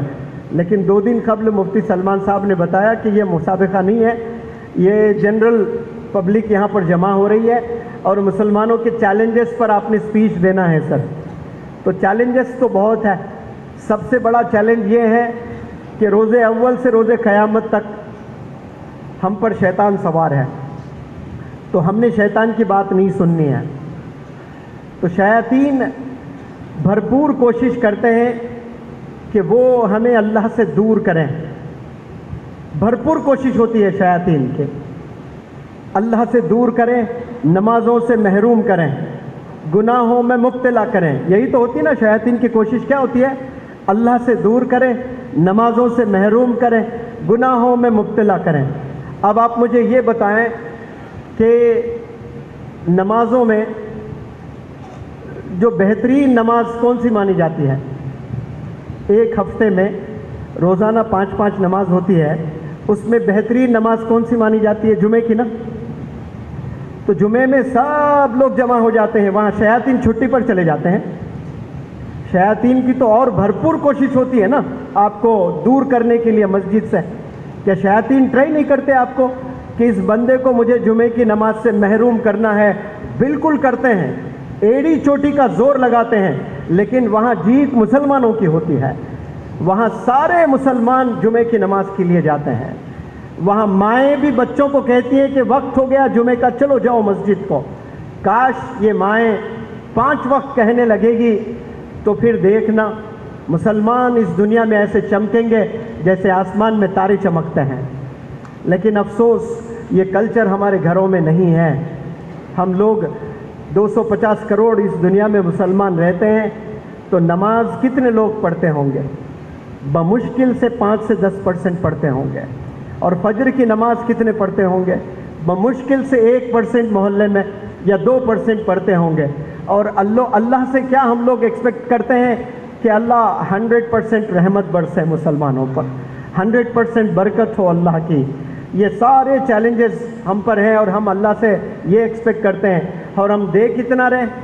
اپنی طرف سے دے رہے ہیں 1%۔ 1% مسلمان نماز پڑھ رہا ہے اور سارے لوگ ایکسپیکٹ کر رہے ہیں کہ بھائی اللہ کی رحمت کیوں نہیں آ رہی ہے، اللہ کی عظمت کیوں نہیں دیکھ رہے ہم لوگ، یہ برکت مسلمانوں میں کیوں چلے گئی ہے؟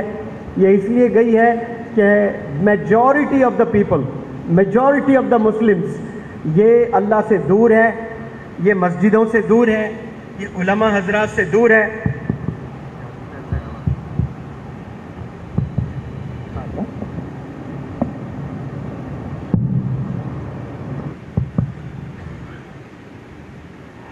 یہ جو نوجوان یا پھر جتنے بھی مسلمان حضرات ہیں، انہیں یہ سمجھنے کی بہت ضرورت ہے کہ ہم لوگ اللہ سے کتنی دور ہیں، مسجدوں سے کتنی دور ہیں، علماء دین سے کتنی دور ہیں۔ تو جب ہم مسجدوں کے قریب ہوں گے، علماء حضرات کے قریب ہوں گے، تو پھر انشاءاللہ دیکھنا کہ اللہ کی مدد بھی آنا شروع ہوگی۔ اور بالخصوص یہ جو نوجوان چیلنجز سے گزر رہے ہیں، میں 3-3 4-4 گھنٹے آپ کو پرابلم سنا سکتا ہوں۔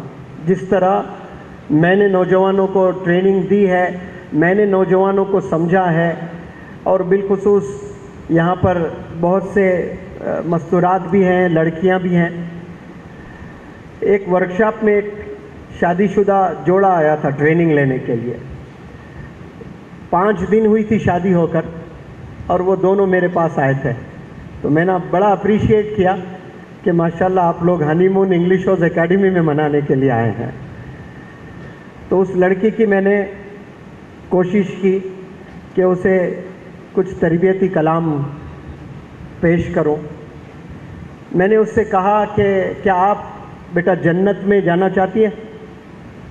تو یہاں جتنے بھی لڑکیاں ہیں جن کی شادی نہیں ہوئی یا پھر جن کی شادی ابھی تر و تازہ ہوئی یا پھر شادی بہت جلد ہونے والی ہے، آپ لوگوں نے سنا کہ نہیں سنا ہے؟ جن کی شادی ہونے والی ہے، جن کی شادی تازہ ہو چکی ہے، ان تمام لڑکیوں سے میرا سوال، اور جواب گھر جا کر نہ دیں، جواب یہیں دینے کی کوشش کریں۔ شادی کے بعد کیا آپ جنت میں جانا چاہتی ہیں؟ اگر نہ بولیں ہاتھ کم سے کم اوپر کریں۔ لڑکیوں سے سوال ہے، ارے کوئی لڑکی جنت میں نہیں جانا چاہ رہی ہے؟ ماشاءاللہ، ہاں۔ شادی کے بعد ہاتھ اوپر ہی رکھیں۔ کتنے لڑکیاں جنت میں جانا چاہتی ہیں؟ ماشاءاللہ، ہاتھ ایسے ہی رکھیں، بہت اچھا لگ رہا ہے مجھے۔ دوسرا سوال، کتنے لڑکیاں اپنے ہسبینڈ کے ساتھ جنت میں جانا چاہتی ہیں؟ دوسرا ہاتھ، 2 ہاتھ ہونے چاہیے۔ وارے واہ، ماشاءاللہ۔ اب تیسرا سوال، اب مجھے یہ بتائیں کہ آپ کے ہسبینڈ کی جنت کہاں ہے؟ آپ کے ہسبینڈ کی جنت کہاں ہے؟ آپ کے ہسبینڈ کی جنت اس کے ماں کے قدموں میں ہے۔ تو وہ گیٹ وے آف انڈیا بولتے نا، گیٹ وے آف جنت ہے آپ کی ساس۔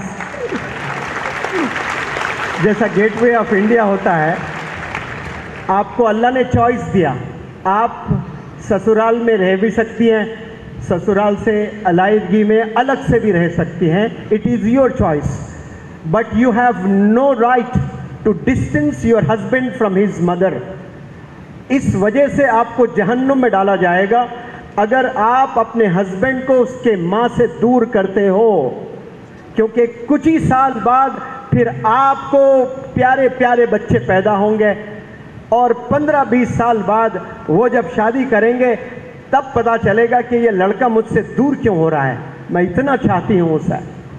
تو عہد کر لیں آپ لوگ کہ میں میرے ہسبینڈ کو اس کی جنت سے دور نہیں کروں گی، یہ ڈیسائیڈ کریں آپ لوگ۔ لیکن آپ دیکھیں، پتہ نہیں یہ لڑکے بھی ایسے ہو گئے، حیدرآباد میں میٹھے چاول بولتے ہیں ان لوگ کو۔ شادی ہو گئی، دوسرے دن جورو کے غلام، انگریزی میں ہین پیکڈ کہتے ہیں، HENPECKED، ہین پیکڈ۔ مؤذن صاحب اذان دیتے ہیں، کمرے میں دلہا دلہن نماز پڑھ رہے ہیں۔ نہیں بیوی کو پڑھا رہا ہوں میں نماز، اس لیے تربیت کر رہا ہوں۔ کہاں کی تربیت؟ ساس کے پیر دبا کے تربیت کرواؤ۔ لیکن آپ دیکھیں، کہ ایسے جو لڑائیاں ہونے، چیلنجز باہر کے بھی ہیں، چیلنجز اندر بھی ہے. دیکھیے challenges with in home, challenges with in family members, challenges with in relatives, challenges with in the locality.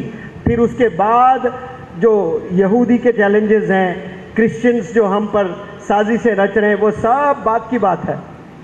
آپ یہاں 1000 بزنس مین کو اکٹھا کریں اس ہال میں اور ان سے پوچھیں کہ آپ کو سب سے زیادہ نقصان کس سے ہوا ہے، تو وہ جو 1000 لوگ نام لکھیں گے نا، 3 نام لکھنے کو کہو تو 3000 ہوں گے نا. 3000 میں 2900 نام آپ کو مسلمانوں کے دکھیں گے جس سے نقصان ہو رہا ہے. کس سے کس کا نقصان ہو رہا ہے؟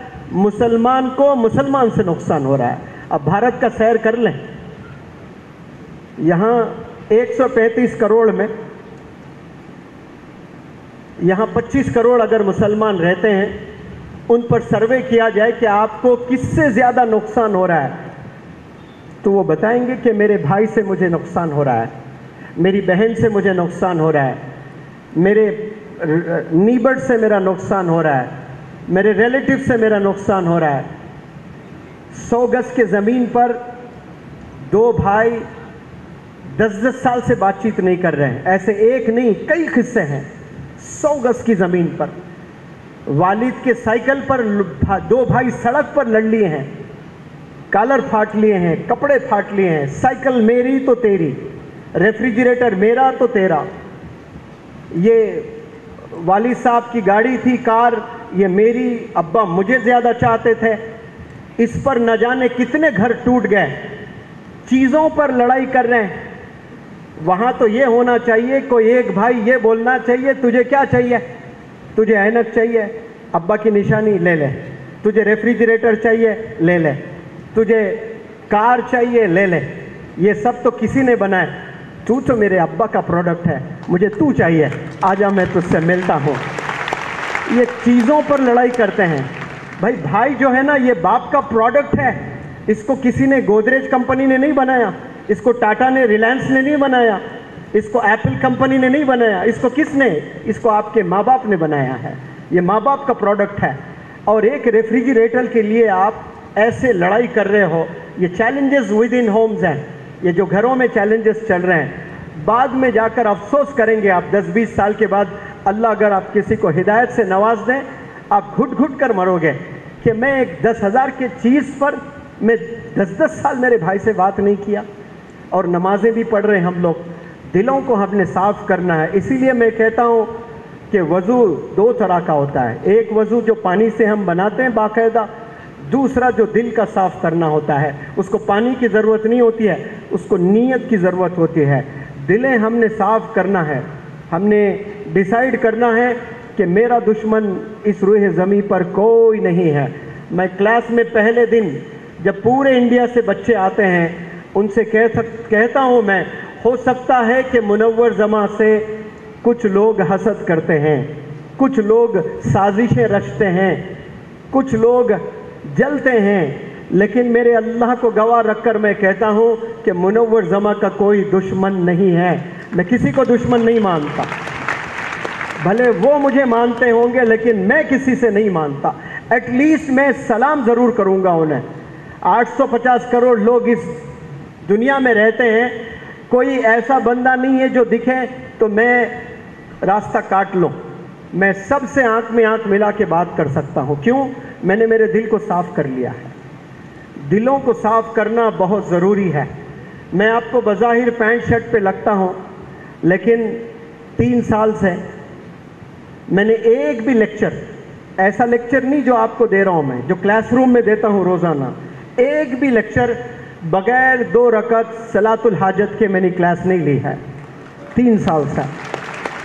ایک بھی کوئی لیکچر، اللہ معاف کرے کوئی ایک مس اگر ہو جائے، ایک بھی لیکچر. آج بھی یہاں آ کر بھی اس کمرے میں مغرب کی نماز ادا کر کے 2 رکعت صلاۃ الحاجت نماز پڑھ کے آپ لوگ کے لیے کامیابی کی دعا کی. اور میں ہمیشہ دعا کرتا ہوں، یا رب مجھے دیکھنے والے، مجھے سننے والوں کے دلوں میں میرے لیے محبت ڈال دے، اور میں جن جن کو دیکھتا ہوں، جن جن کو سنتا ہوں، میری محبت ان کے دلوں میں ڈال دے. یہ میں دعا کر کے میں شروع کرتا ہوں. اور یہ جو حضرت سے جب سے ملاقات ہوئی ہے मौलाना हुज़ैफ़ा साहब वस्तान भी 2 साल हुई है मुलाकात होकर। 2 साल से यही बेल्ट पहन रहा हूँ मैं, बेल्ट चेंज नहीं हुआ है मेरा। 2 साल से यही शूज़ पर मैं पूरा इंडिया घुमा हूँ, साउथ अफ्रीका गया हूँ, लंदन के 15 सिटीज़ में मैंने लेक्चर्स दिए। अब हज़रत इजाज़त दिए तो दूसरा लूँगा, लेकिन और 1 साल की बरकत नज़र आ रही है मुझे। पहले इंडिया इस्लामिक कल्चरल सेंटर में 2008 में पढ़ाने गया, मखरूस था, ऐसा मखरूस, जेब में पैसे नहीं थे, लेकिन 40 कपड़े लेकर जाया करता था। 40 कपड़े, हर दिन एक ड्रेस पहनना है, 40 कफलिंग्स हुआ करते थे, 20 जूते लेकर जाता था, 20 बेल्ट हुआ करते थे। अभी जो वर्कशॉप होता है, अमेरिका से, ऑस्ट्रेलिया से, यूके से भी बच्चे आते हैं। कभी जानबूझकर एक शर्ट लगातार 3 दिन पहनता हूँ नौजवानों को दिखाने के लिए, क्योंकि जो कंप्लेंट्स मेरे पास आते हैं ना कि बच्चे, बाप की सैलरी 20,000 नहीं है, आईफोन दिलाने के लिए ऐसा जिद करते हैं, वालिदैन परेशान हैं, सूद से पैसे ले आकर दिलाना पड़ रहा है। हज़रत ने फरमाया अल्लाह से जंग कर रहे हैं फिर, यानी बच्चों को ये पता ही नहीं है कि इतनी ज़िद करते हैं कि बस ये चीज़ मुझे चाहिए, तो ये चीज़ मुझे किसी भी हाल बाई हुक और क्रुक होना ही होना है उसे। ये 50% नौजवान बच्चे बच्चियों की ज़िद है आज। तो मैं उन्हें बताना चाहता हूँ कि ये टेम्पररी है, इसमें आपको सेटिस्फैक्शन नहीं मिलने वाला है। आप 100 करोड़ के मालिक बनना चाहते हैं तो आप मेहनत करके बन सकते हैं, लेकिन पूरे ज़िम्मेदारी से कहता हूँ आपको सुकून नहीं मिलने वाला है उस 100 करोड़ से। आपको फिर एक ख्याल आए कि मुझे 1000 करोड़ बनाने हैं। अब जब दुनिया के अमीर तरीन इंसान बन जाओगे तब भी आप सुकून तलब इंसान नहीं पाओगे अपने आप को। आप ये सोचेंगे कि मेरी गवर्नमेंट बात क्यों नहीं सुन रही है, मेरे पास इतना पैसा है और गवर्नमेंट मेरी बात नहीं सुन रही है। वहाँ एक अलग जोश आता है कि मेरी ही बात चलनी चाहिए। तो कभी इंसान को सेटिस्फैक्शन नहीं मिलने वाला है। और बिलखुसूस जो नौजवान लड़के, नौजवान लड़कियाँ मुझे सुन रहे हैं, आप लोग बड़े गौर से सुने कि आप लोग की जो कामयाबी है वो कामयाबी याद रखें स्किल्स में है, कामयाबी एजुकेशन में है, कामयाबी नमाज़ों में है, कामयाबी वालिदैन की खिदमत में है। लेकिन आज 10 में 7 पेरेंट्स अपने बच्चों को लेकर परेशान हैं। और वो दौर था जो 10-15 साल पहले आप पैदा हुए थे, वालिदैन का खुशी का कोई ठिकाना नहीं था, जेब में पैसे नहीं थे, फिर भी यहाँ से वहाँ से 400-500 रुपये इकट्ठा करके मिठाई की दुकान को जाकर मिठाई लेकर वो अपने घर में, अपने नीबर्स, अपने कुछ रिश्तेदारों में खुशी का ठिकाना नहीं। जैसे वर्ल्ड कप जीतती है तो हमें कैसे खुशी होती है, उससे 1000 गुना ज़्यादा खुशी आपके वालिदैन को हुई थी जब आप इस दुनिया में आए थे, जब आप पैदा हुए थे, और कोई खुशी का ठिकाना नहीं था। और वही बच्चे 15 साल के बाद खून के आंसू रुलाते हैं, खून के आंसू। और इतनी मेहनत करता है बाप, इतनी मेहनत करती है माँ, 1 साल नहीं, 2 साल नहीं, 10 साल से मेहनत, और उसके बाद आप इन रिटर्न क्या देते हो? आपका जब बर्थडे आता है, क्लासरूम में कोई एक फ्रेंड आकर हैप्पी बर्थडे, कोई एक गिफ्ट अगर दे दे तो आपको इतनी खुशी होती है, इतनी खुशी होती है कि इसने मुझे 40 फ्रेंड्स हैं, इसमें यही एक फ्रेंड है जो मुझे हैप्पी बर्थडे कहा, मुझे गिफ्ट दिया है। आप उसको पेडेस्टल पर रखते हो, ऐसे लाकर ऊंचे मकाम पर रखते हो। लेकिन क्या आपने कभी अपने अब्बू को थैंक यू कहा? उसको थैंक यू आप ज़रूर बोलेंगे जो आपको गिफ्ट देंगे, और इंतज़ार करते रहेंगे कि उसका बर्थडे कब आएगा ताकि मैं भी कोई गिफ्ट दे दूँ। तो आपने कभी अभी फेसबुक पर इमीडिएट, इंस्टाग्राम पर इमीडिएट आप शेयर करते हैं कि my friend has gifted me so and so product करके आप वो दिखाते हो, मेरे दोस्त ने मुझे ये गिफ्ट दिया है, ये शूज़ मुझे गिफ्ट दिए हैं, ये कीचेन मुझे गिफ्ट दिए हैं, ये फ़ोन मुझे गिफ्ट दिए हैं।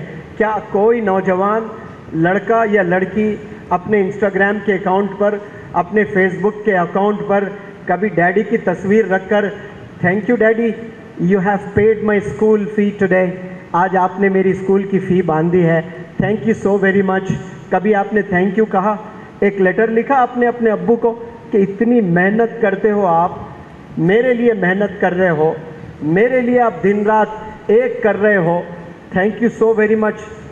اپنے امی جان کو کبھی آپ نے گریٹنگ کارڈ دیا ہے؟ اتنے آٹو ڈرائیورز 10 سال 12 سال سے آپ کو اسکول لے کر جا رہے ہیں، کبھی آٹو ڈرائیور کو ایک گریٹنگ کارڈ آپ نے دیا ہے کہ thank you uncle you have taken care of me?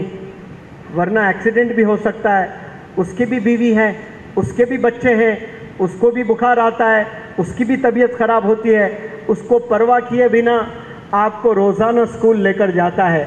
کبھی آپ نے تھینک یو کہا؟ ہم کہتے ہی نہیں. تھینک یو کس کو کہہ رہے ہیں؟ اپنے دوست کو کہہ رہے ہیں. جہاں آپ کو دوستوں میں نظر آتا ہے، آپ کو اس دنیا میں سب سے زیادہ چاہنے والے کوئی ہے تو صرف 2 ہی پرسنالٹیز ہیں، وہ ہے آپ کی ماں اور آپ کے ابو، اور وہی دونوں دشمن نظر آتے ہیں آج کے نوجوانوں کو. کچھ سال بعد جب آپ کی شادی ہوں گی، آپ کے بچے ہوں گے، آپ کو پتہ چل جائے گا کہ ابا حضور کیا شخصیت، امی کتنی بڑی پرسنالٹی ہے. لیکن نوجوان غفلت کی زندگی جی رہا ہے، اور بالخصوص آج کا جو نوجوان ہے، میں کہتا ہوں کہ یہ جو 20 سال میں گناہ ہوئے ہیں نا، میں سمجھتا ہوں کہ یہ 1000 سال میں سارے لوگ مل کر جتنے گناہ کیے ہیں نا، وہ صرف یہ پچھلے 10 سال میں یہ نوجوانوں نے کر دکھایا ہے. اتنے گناہ اس روئے زمین پر ہو رہے ہیں، اتنے گناہ ہو رہے ہیں، اور کوئی پرواہ نہیں کر رہا ہے اس کا، کوئی پرواہ نہیں کر رہا ہے. نہ والدین، نہ ٹیچرز، کسی کو کوئی فکر نہیں ہے. تو پھر مستقبل صرف اس کا خراب نہیں ہو رہا ہے، کمیونٹی کا خراب ہونے والا ہے. ایک دن وہ ہم پر آئے گا. بنگلور سے ایک لڑکا میرے پاس آیا والد لے کر، اور والد کون ہے؟ پولیس انسپکٹر ہیں، اور بیٹا سنیک بائٹ آتا ہے، وہ جو سانپ ہوتا ہے چھوٹا سا، وہ کاٹتا ہے. تو 72 گھنٹے بچے کی زندگی غنودگی میں گزرتی ہے. 72 گھنٹے. اب والدین کو پتہ نہیں کہ 72 گھنٹے کہاں ہے. بچے سے پوچھا میں نے، 72 آورز آپ بے ہوشی حالت میں گزار رہے ہو، تو پھر آپ کے والدین نہیں پوچھتے، فون نہیں کیا؟ نہیں سر، ہم لوگ پکنک ایکسکرشن کے نام پہ گئے ہیں، یہ بولتے ہیں. اچھا چلے، پکنک اور ایکسکرشن کے نام سے آپ جاتے ہو تو کم از کم فون پر تو والدین پوچھ سکتے نا کہ بیٹے کہاں ہیں؟ نہیں ہم لوگ جنگلوں میں آؤٹنگ کر رہے ہیں، وہاں کوئی نیٹ ورک نہیں ہوتا ہے. اب بچے کیسا دھوکہ دے رہے ہیں دیکھیے. 3 دن بے ہوشی کی حالت میں. آج ایک بچے کا یہ عالم ہے، تو ہم نے اطمینان بخش نہیں رہنا کہ میرا بچہ الحمدللہ اس گناہ سے دور ہے، پاک ہے. وہ کب آپ پر آ سکتا ہے یہ پتہ نہیں ہے. ابھی ایک لڑکا نارتھ انڈیا کا میرے پاس پڑھنے آیا ہے، اور والد غم زدہ، وہ کہہ رہا ہے کہ میرا لڑکا گریڈ 1 سے لے کر 12th گریڈ تک ہمیشہ کلاس میں ٹاپ ہی کیا ہے. 10th میں اس کے 98% آئے ہیں، 11th میں اس کے 97% آئے ہیں، 12th میں اس کے 95% آئے ہیں. کبھی زندگی میں اس نے سیکنڈ نمبر کیا ہے اس کو نہیں پتا سر، ہمیشہ ٹاپ کیا ہے. اور میں نے اس کو ڈاکٹر بنانے کے لیے کوٹھا راجستھان میں سب سے مشہور ادارہ ہے ایلن، وہاں پر میں نے اس کا داخلہ کیا، اور پورے خاندان والوں میں یہ مشہور تھا کہ یہ پوٹینشل ڈاکٹر بننے والا ہے، اور وہ خود چاہ رہا تھا کہ بہت بڑا ڈاکٹر بنے. لیکن وہاں جانے کے بعد اس کی دوستی ایک لڑکے سے ہوئی، اور وہ لڑکا ڈرگ ایڈکٹ تھا، اور وہ ایسا ڈرگ ایڈکٹ تھا کہ اس کو بھی اپنے جال میں پھنسا لیا. اور یہ لڑکا 40 سگریٹ پینے لگا ایک دن میں. صرف سگریٹ نہیں، سگریٹ میں کیا کیا پتہ نہیں ڈالتے ہیں، وہ ڈال کر نشہ کرتے ہیں. تو وہ اسٹیج پر کھڑے ہو کر بات کرنے لائق نہیں ہے لڑکا، اتنا کمزور ہو گیا. اس کو مارکس 720 میں آئے ہیں 150، ہمیشہ فرسٹ آنے والا. صرف ایک بچے سے دوستی کی اس نے، ایک بچے سے. مجھے اب سمجھ میں آتا ہے کہ میں جب 10ویں جماعت میں تھا، کامیاب ہوا، حیدرآباد گیا، 7 بڑے بڑے کالجز کے پراسپیکٹس میں نے لیے، لا کر میرے ابا حضور کے سامنے رکھے کہ یہ 7 بڑے زبردست حیدرآباد کے کالجز ہیں، میں وہاں جا کر 11th اور 12th پڑھنا چاہتا ہوں۔ تو والد صاحب نے منع کیا، والد صاحب نے کہا کہ نہیں، آپ کو میرے نظروں سے دور میں نہیں کر سکتا، آپ بھلے پڑھائی میں اچھے مارکس لائے نہ لائے، مجھے کوئی بہت بڑے ایکسپیکٹیشنز نہیں ہے بیٹا آپ سے، لیکن آپ نے گناہ میں ملوث نہیں ہونا ہے، لہٰذا آپ میرے ہی گاؤں میں رہ کر اپنی تعلیم پورا کریں۔ اس وقت میں مجھے میرے ابا حضور دشمن جیسے لگتے تھے، یہ کیسے ابو، میرے تمام دوست کے والد انہیں کہاں سے کہاں بھیج رہے ہیں اور یہ مجھے گاؤں میں ہی زندگی گزارنے کو کہہ رہے ہیں۔ اس وقت میں مجھے میرے والد دشمن جیسے لگتے، لیکن والد کی میں نے بات مانی، وہیں پر میں نے پڑھائی مکمل کی ہے، اور بہت بیمار ہوا کرتے تھے اور میں خوب خدمت کیا کرتا تھا۔ شاید والد کی بات سننے کی وجہ سے آج مجھے انڈیا کا one of the best motivational speakers Allah نے بنایا ہے۔ میرے پاس کوئی ڈگری نہیں ہے، صرف میں فارماسسٹ ہوں۔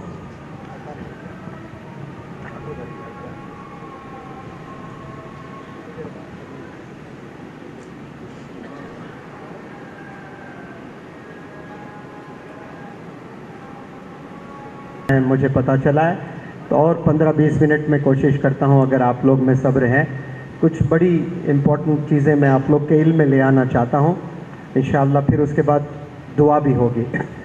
میں آپ لوگ سے میری یہاں تعریف کرنے کے لیے میں نہیں کہہ رہا ہوں کہ نوجوان بچوں کو، بلکہ میری آبجیکٹیوز ہیں، میرے آبجیکٹیوز پرسنالٹی ڈیولپمنٹ ورکشاپ کے ذریعے سے یہی ہے کہ طلباء کو، اسٹوڈنٹس کو اللہ کے قریب کرنا، اسٹوڈنٹس کو والدین کے قریب کرنا، اسٹوڈنٹس کو کتابوں سے عشق کروانا، قریب کرنا، اور اسٹوڈنٹس کو آپ صلی اللہ علیہ وسلم سے قریب کرنا، اور اسٹوڈنٹس کو غریبوں سے محبت کروانا۔ یہ 5 میرے اصل چیزیں ہیں، یعنی سکلز بچوں میں ہو، کانفیڈنس بچوں میں ہو، والدین سے محبت کریں۔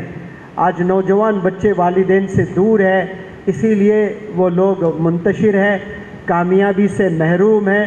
آپ لوگ کی کامیابی یاد رکھیں والدین کی خدمت میں بھی ہے، یہ سب لوگ جانتے ہیں، یہاں بیٹھے مجھ سے زیادہ علم رکھنے والے لوگ ہیں یہاں پر ماشاءاللہ۔ فرشتوں کے سردار جبریل علیہ السلام، پروفٹس کے سردار آپ صلی اللہ علیہ وسلم، مقدس مقام منبر پر جبریل علیہ السلام کہتے ہیں کہ ہلاک ہو جائے وہ شخص، برباد ہو جائے وہ شخص جو والدین کو پاوے اور وہ والدین ان سے ناراض ہو جائیں۔ تو یہ نوجوان جتنے یہاں سن رہے مجھے، دیکھ رہے مجھے، یہ جبریل علیہ السلام نے دعا کی ہے کہ اگر آپ کے والدین باحیات ہیں اور آپ سے ناخوش ہیں، آپ انہیں ستاتے ہو، اونچی آواز میں بات کرتے ہو، پریشان کرتے ہو، تو ایک دعا جبریل علیہ السلام نے کی ہے۔ کون سی دعا؟ کہ آپ ہلاک ہو جائیں، آپ برباد ہو جائیں، آپ تباہ ہو جائیں۔ اور اس کو آمین کہنے والی شخصیت کون ہے؟ آپ صلی اللہ علیہ وسلم۔ اور جب دعا جبریل علیہ السلام کہیں اور آمین آپ صلی اللہ علیہ وسلم کہیں، کیا وہ دعا قبول نہیں ہونے والی ہے؟ 1000% قبول ہونے والی ہے۔ تو یہ ینگسٹرز کو جان لینا چاہیے کہ آپ صلی اللہ علیہ وسلم نے جو آمین کہا ہے وہ آپ کے کان میں ہمیشہ گونجنا چاہیے۔ اگر آپ کے والدین باحیات ہیں تو سمجھ جائیں کہ کامیاب ہونے کے راستے آپ کے پاس میں اپرچونٹیز زندہ ہے۔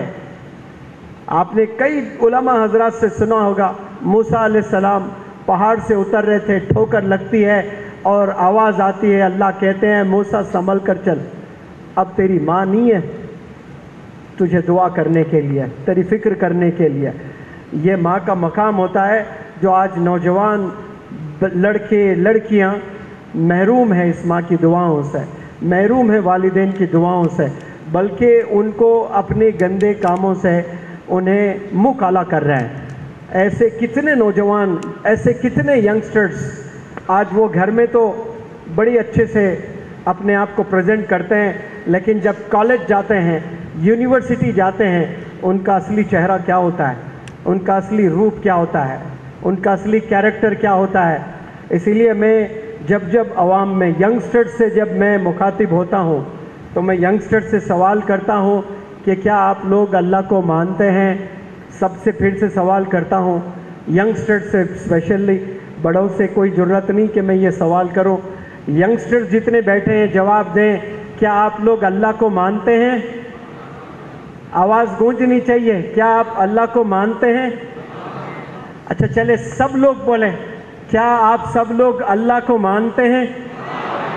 کیا آپ سب لوگ اللہ کی مانتے ہیں؟ یہیں پر ہیں۔ کو ماننے اور کی ماننے میں بہت بڑا فرق ہے۔ کو ماننے میں بہت بڑا کمال نہیں ہے، کی ماننے میں بہت بڑا کمال ہے۔ اللہ کو سب مانتے ہیں، لیکن قابل قبول انسان، قابل قبول مسلمان کون ہوتا ہے؟ وہ ہوتا ہے جو اللہ کی مانے۔ رسول اللہ صلی اللہ علیہ وسلم کو سب مانتے ہیں، لیکن کیا سب کی مانتے ہیں؟ کی نہیں مانتے ہیں۔ کامیابی کس میں ہے؟ کو ماننے میں ہے یا کی ماننے میں ہے؟ بتائیں سب کس میں ہے؟ کی ماننے میں ہے۔ تو کی فہرست بنا لیں، اور کی میں باقاعدہ ہے، اللہ کہتا ہے کہ والدین ناراض تو پھر میں ناراض۔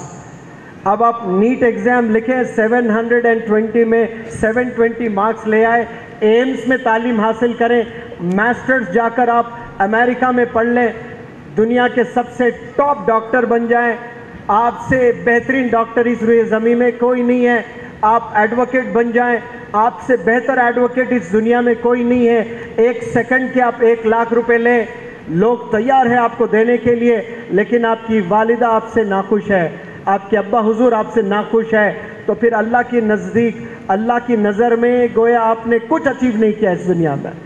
تو یہ صرف اچیومنٹ ہے۔ اچیومنٹ اور سکسیس میں بہت بڑا فرق ہوتا ہے۔ یہ جو ہم دنیا میں محنت کر کے کچھ چیزیں پا لیتے ہیں، دس از اے میئر اچیومنٹ، یہ صرف اچیومنٹ ہے۔ سکسیس کسے کہتے ہیں؟ سکسیس اسے کہتے ہیں جب اللہ راضی ہوتا ہے ہم سے، یہ سکسیس ہے۔ اور ہر پلیٹ فارم سے، بالخصوص جو مولانا حذیفہ صاحب کے ساتھ میں انڈیا کا ٹور کر رہا ہوں، میں ایک فارمولا دیتا ہوں نوجوانوں کو، تمل ناڈو میں بھی انشاءاللہ دینے کی کوشش کروں گا۔ اگر نوجوان بچے یا اسکول کے بچے یا پیرنٹس کے لیے بھی میرا میسیج ہے، کامیاب اگر ہونا چاہتے ہیں تو سب سے پہلی امپورٹنٹ چیز ہے کہ ارادہ ہونا۔ ارادہ سب سے بڑی چیز ہوتی ہے، اور مصمم ارادہ ہونا۔ اگر ارادہ نہیں ہے، آپ کو دنیا کے کوئی بھی انسٹیٹیوٹ میں لے جائیں، کوئی بھی یونیورسٹی میں لے جائیں، آپ کامیاب نہیں ہوں گے۔ کیوں؟ آپ نے ارادہ ہی نہیں کیا ہے۔ حرکت اندر سے ہونا چاہیے، خواہش اندر سے ہونی چاہیے، یہ ابا کی خواہش سے نہیں ہوتا ہے۔ میں بچوں سے پوچھتا ہوں کہ آپ کیا بننا چاہتے ہو؟ میں ڈاکٹر بننا چاہتا ہوں۔ کیوں بننا چاہتے ہو؟ میرے والد کا خواب ہے۔ میں کہتا ہوں کبھی نہیں بن پاؤ گے آپ، والد کی خواہش سے آپ ڈاکٹر نہیں بن سکتے، آپ کی خواہش ہونی چاہیے، وہ جو ڈیزائر ہے وہ آپ کا ہونا چاہیے، وہ جو وش ہے وہ آپ کا ہونا چاہیے۔ ایک انڈا ہوتا ہے، ایگ انگریزی میں جس کو کہتے ہیں، اور اس میں سے جو چوزا نکلتا ہے وہ 2 سے 3 ہفتے پروسیس ہو کر نکلتا ہے، اور وہ جو انڈا جب نکلتا ہے تو 2 سے 3 ہفتے لگتے ہیں۔ تو if an egg breaks from outside، باہر سے اگر کریک آ رہا ہے، the life inside dies۔ ایک انڈا ہوتا ہے، اس کو کریک باہر سے آ رہا ہے، یعنی ابا بول رہے ہیں پڑھ، امی بول رہی ہے پڑھ، رشتہ دار بول رہے ہیں پڑھ، کریکنگ کہاں سے آ رہی ہے؟ باہر سے مارے ہوں، کھا رہا ہے انڈا، تو اندر جو جان ہے اس کی موت ہو جاتی ہے۔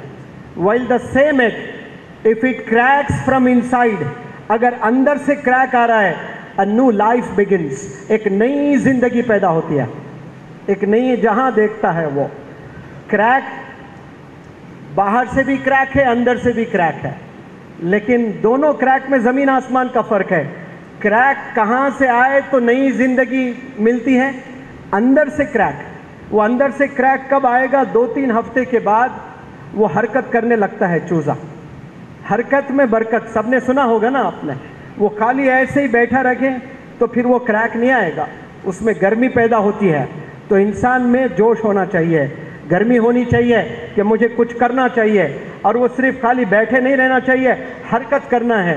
تو وہ جب حرکت کرے گا تو کریک آئے گا. کریک اندر سے آئے گا، کریک باہر سے آ رہا ہے تو اندر جو جان ہے وہ موت ہو جاتی ہے.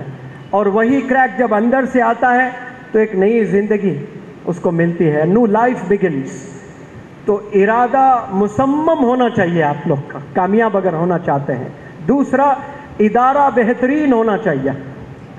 آپ چھوٹے چھوٹے اداروں میں آپ پڑھائی کر رہے ہو تو وہ جو چھوٹے ادارے چلاتے ہیں، سب سے پہلی چیز وہ ویژنری نہیں ہوتا ہے.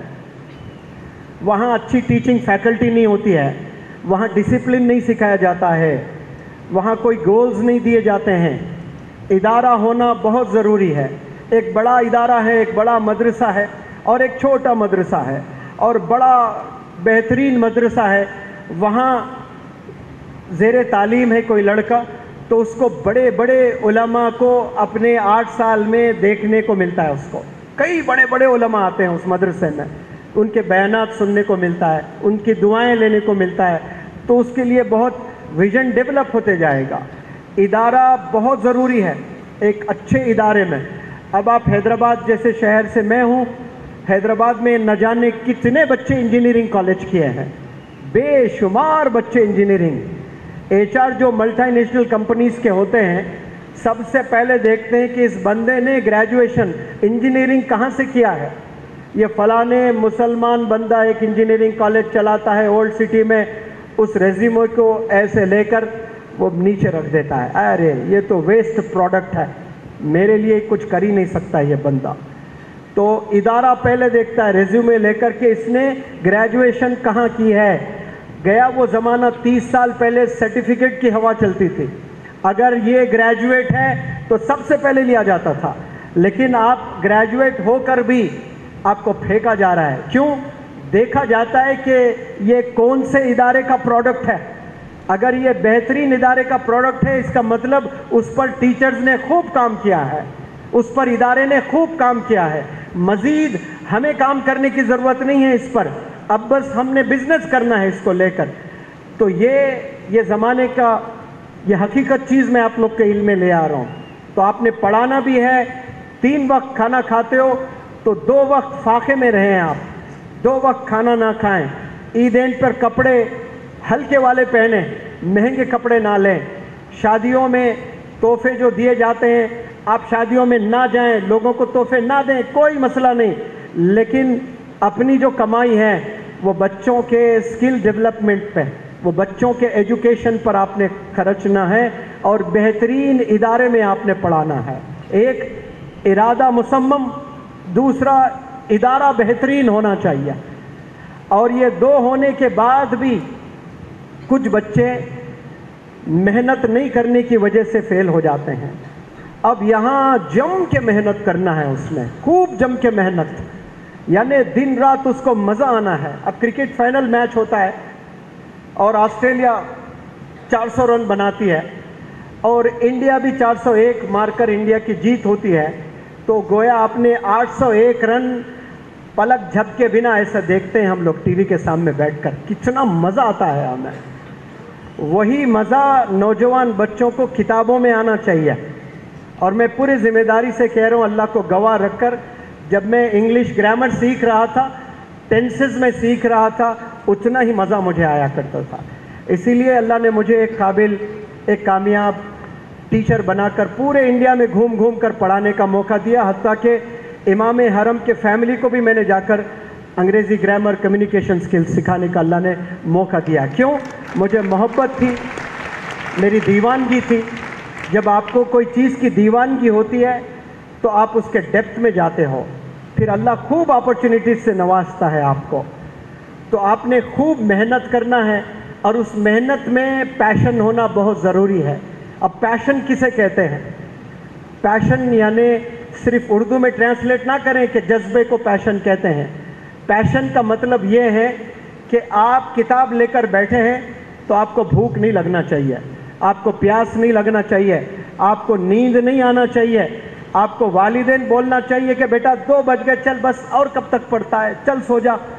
آپ کو نیند نہیں آنا، والدین آ کر سلانا کہ بیٹے 3 بج گئے، صحت خراب ہو جائے گی، 2 گھنٹے تو آرام کر، پھر 7 بجے کلاس اٹینڈ کرنا ہے، کالج جانا ہے تجھے. اتنا جنون ہونا چاہیے. اب میں اتنے لوگوں کو گواہ رکھ کر کہہ رہا ہوں، میں نے آج تک مولانا حذیفہ صاحب جتنا مطالعہ کرتے ہیں، پڑھتے ہیں، میں نے آج تک کسی کو نہیں دیکھا. انڈیا میں، ساؤتھ افریقہ میں، ابھی فلائٹ میں تازہ، کل پوری رات جاگے ہوئے، شاید 1 سیکنڈ سو گئے ہوں گے. سہارنپور میں مولانا ارشد مدنی صاحب، آپ لوگ کا پروگرام تھا، وہ پروگرام 10 بجے ختم ہوا ہے. 10 بجے سے دلی آئے تو دلی کتنے گھنٹے میں پہنچتے ہیں؟ 4-5 گھنٹے لگتے ہیں. پھر وہاں صبح فلائٹ، ایئرپورٹ آنا، وہاں سے ایئرپورٹ آئے، فلائٹ میں بیٹھے. میری طبیعت خراب ہوئی تو میں وہ سہارنپور والا پروگرام اٹینڈ نہیں کر پایا. مولانا بدر الدین اجمل صاحب کا گھر دلی میں ہے تو میں نے آپ سے اجازت مانگی، وہیں پر سو گیا میں. تو صبح فلائٹ میں جا کر ملا تو فلائٹ میں بیٹھے تو مسلسل پورے 2 گھنٹے مولانا حذیفہ صاحب بس پڑھتے ہی رہے. آپ ایک ایک سیکنڈ ہر جگہ میں نے آپ کو پڑھتے ہوئے پایا. کاش آج جو مولانا حذیفہ صاحب پڑھ رہے ہو اتنا کب. 2.5 لاکھ بچے ہیں آپ کے، یعنی شادی کے بچے نہیں، اداروں کے بچے ہیں. 2.5 لاکھ بچے ہیں تو یہ نہ سمجھے کہ ارے بھائی کتنے بیویاں ہوں گے، 1 بیوی 4-5 بچے ہی ہے. ادارے اتنے چلاتے ہیں، 2 لاکھ بچے زیر تعلیم ہیں. اور ماشاءاللہ ایسا حافظہ زبردست، پھر بھی کیوں مطالعہ کر رہے ہیں؟ آپ کا 5% اگر کوئی نوجوان آج کا گریجویشن انجینئرنگ کرتے ہوئے، MBA کرتے ہوئے 5% جو آپ کتابوں میں گزارتے ہیں، وہ اگر آپ 5% آج گزار لیں تو آپ ٹاپ کے انجینئر بنیں گے، آپ ٹاپ کے ڈاکٹر بنیں گے انشاءاللہ. جب مولانا ابوالکلام آزاد صاحب 12 سال کے تھے تو آپ نے گھر میں باقاعدہ لائبریری سیٹ اپ کر دی تھی. آج کوئی ہے 12 سال کا لڑکا یہ بولے کہ میرے گھر میں ایک لائبریری ہے؟ سوال ہی نہیں ہے. ایک سٹیج پر کھڑے ہو کر میں ایسے ہی واز کرتے ہوئے چیلنج کیا تھا یوتھ کو، ہے کوئی نوجوان 12 سال کا یہ کہیں کہ میرے گھر میں لائبریری ہے؟ تو پروگرام ہونے کے بعد مولانا حذیفہ صاحب نے کہا کہ سر جب میری عمر 12 سال کی تھی میں انڈیا کی پوری ہسٹری پڑھ چکا تھا. میں اس عمر میں انڈیا کی پوری ہسٹری آپ پڑھ چکے تھے. ایسے ہی اس مقام تک نہیں پہنچے ہیں تو آپ نے دوستی کرنا ہے کتابوں سے. اور محنت، میں نے تیسرا فارمولا کہا تھا، پہلے ارادہ، دوسرا ادارہ، تیسرا محنت. اور محنت میں کیا ہونا چاہیے؟ پیشن. پیشن کسے کہتے ہیں؟ جو آپ کو سلائے نہ، جو آپ کو تھکائے نہ، جو بھوک نہ لگے، جو پیاس نہ لگے. دوست دور کر دیں دوستی، صرف کتابوں میں رہیں تو پھر آپ بلندیوں پر جائیں گے. لیکن یاد رکھیں آپ یہ سب کرنے کے بعد بھی آپ کامیابی سے محروم ہو سکتے ہیں. کب؟ والدین کی دعاؤں کے بنا اگر یہ سب کرتے ہو. آپ کا ارادہ بھی مصمم ہے، ادارہ بھی دنیا کا سب سے بیسٹ ہے، اور پیشن کا یہ عالم ہے کہ 20-20 گھنٹے کتابوں میں زندگی گزرتی ہے، لیکن والدین کی دعائیں نہیں ہیں، والدین ناراض ہے آپ سے، تو پھر آپ اپنی محنت کے بلبوتے پہ دنیا کے بیسٹ ڈاکٹر بنیں گے اور 5 سال خوب انجوائے کریں گے. ایک ایسا آپریشن کرو گے جو فیل ہو جائے گا اور وہ گاؤں کا کوئی بندے کی موت ہوگی، پورے گاؤں والے آ کر آپ کو زندہ مار دیں گے اسی ہاسپٹل میں، آپ کے کپڑے پھاڑ دیں گے، ویڈیوز نکال کر آپ کے ننگے ویڈیوز دکھا دیں گے لوگوں کو. اتنا ذلیل بھی اللہ کر سکتا ہے. وَتُعِزُّ مَن تَشَاءُ وَتُذِلُّ مَن تَشَاءُ. آپ بلندیوں پر جا سکتے ہیں ٹاپ ڈاکٹر بن کر، لیکن اس جوانی میں آپ نے اپنے والدین کی دعاؤں سے محروم تھے. اپنی قابلیت پر آپ ڈاکٹر ضرور بنے، نیٹ میں رینک ضرور لے آئے، IAS ضرور بنے، لیکن سکون آپ کو نہیں ملے گا. ایک وقت آئے گا آپ ڈپریشن میں جاؤ گے، آپ کو بے چینی محسوس کرو گے. اسی لیے والدین کی دعائیں بھی لینا بے حد ضروری ہے. اور 5ویں چیز، لوگوں کی مدد کرتے ہوئے آگے بڑھنا ہے. آپ کے کلاس میٹس کو بھی لے کر چلنا ہے، آپ نے کلاس میٹس کو بھی لے کر آپ نے آگے بڑھنا ہے. صرف میں ہی کامیاب ہو جاؤں گا، مجھے ہی نیٹ میں رینک آنا چاہیے، مجھے ہی بہترین ایڈوکیٹ بننا چاہیے، اس پورے وانیم بڑی میں سب سے بہترین انجینئر مجھے ہونا چاہیے، یہ سیلفش انسان ہے۔ میں مثال بھی دیتا ہوں، میں فیکٹس بھی آپ کے سامنے رکھتا ہوں۔ آپ صلی اللہ علیہ وسلم ایسی ہستی، ایسی شخصیت نہ پہلے تھی، نہ ہے، نہ کبھی آنے والی ہے، اور وہ کیا ضرورت آپ کو کسی کی؟ جو آسمانوں کو چیرتے ہوئے اللہ کی ملاقات کیے ہیں، ان کو کیا انسانوں کی ضرورت تھی؟ اسلام کو پھیلانے کے لیے ایک اکیلے کر سکتے تھے اس دنیا میں، لیکن آپ نے ٹیم بنائے، پوری دنیا والے مرید آپ صلی اللہ علیہ وسلم کے، لیکن حضرت عمر رضی اللہ تعالیٰ عنہ مراد تھے آپ صلی اللہ علیہ وسلم کے۔ آپ نے اللہ سے مانگا ہے، کیا ضرورت آپ صلی اللہ علیہ وسلم کو؟ یہ مجھے، آپ اور ہم سب کو سکھانے کے لیے اللہ نے یہ آپ صلی اللہ علیہ وسلم سے یہ تمام چیزیں دکھائے ہیں کہ ٹیم کا ہونا بہت ضروری ہے، سب کو آگے لے کر چلنا ہے۔ میرے بعد کوئی نبی ہوتا تو حضرت عمر ہوتے، یہ آپ صلی اللہ علیہ وسلم نے کہا، کیا تھے؟ نہیں تھے، لیکن لوگوں کو بتائے کہ اچھے لوگ آنے والے ہیں، دیکھیں میرے بعد بھی ان کے ہاتھ تھام لیں۔ تو صرف میں ہوں، میں ہی ٹاپ، یہ نہیں سوچنا چاہیے، دوسروں کو بھی آگے لے کے جانے کی فکر ہونی چاہیے۔ اور یہ اچھے سکولز، اچھے ادارے، جو اسلام، جو ایمان زندہ رکھنا ہے ہم نے، تو ہمارے ادارے ہونا بہت ضروری ہے۔ اسلام کو ایک عجیب نظر سے دنیا دیکھنے لگی ہے، وہ جو عجیب نظر سے جو دیکھتے ہیں، ان کے لیے منور زماں کا پیغام یہی ہے کہ اسلام پیس کا نام ہے، اسلام محبت کا نام ہے، اسلام جسٹس کا نام ہے، اسلام سیکریفائس کا نام ہے، اسلام صبر کا نام ہے۔ اور یہ چیزیں ہمارے ادارے میں سکھائی جا سکتی ہے انشاءاللہ۔ کب سکھائی جا سکتی ہے؟ ایسے قابل عالم دین کے سپرویژن میں جب سکولز قائم ہوں گے، کالجز قائم ہوں گے، یونیورسٹیز قائم ہوں گے۔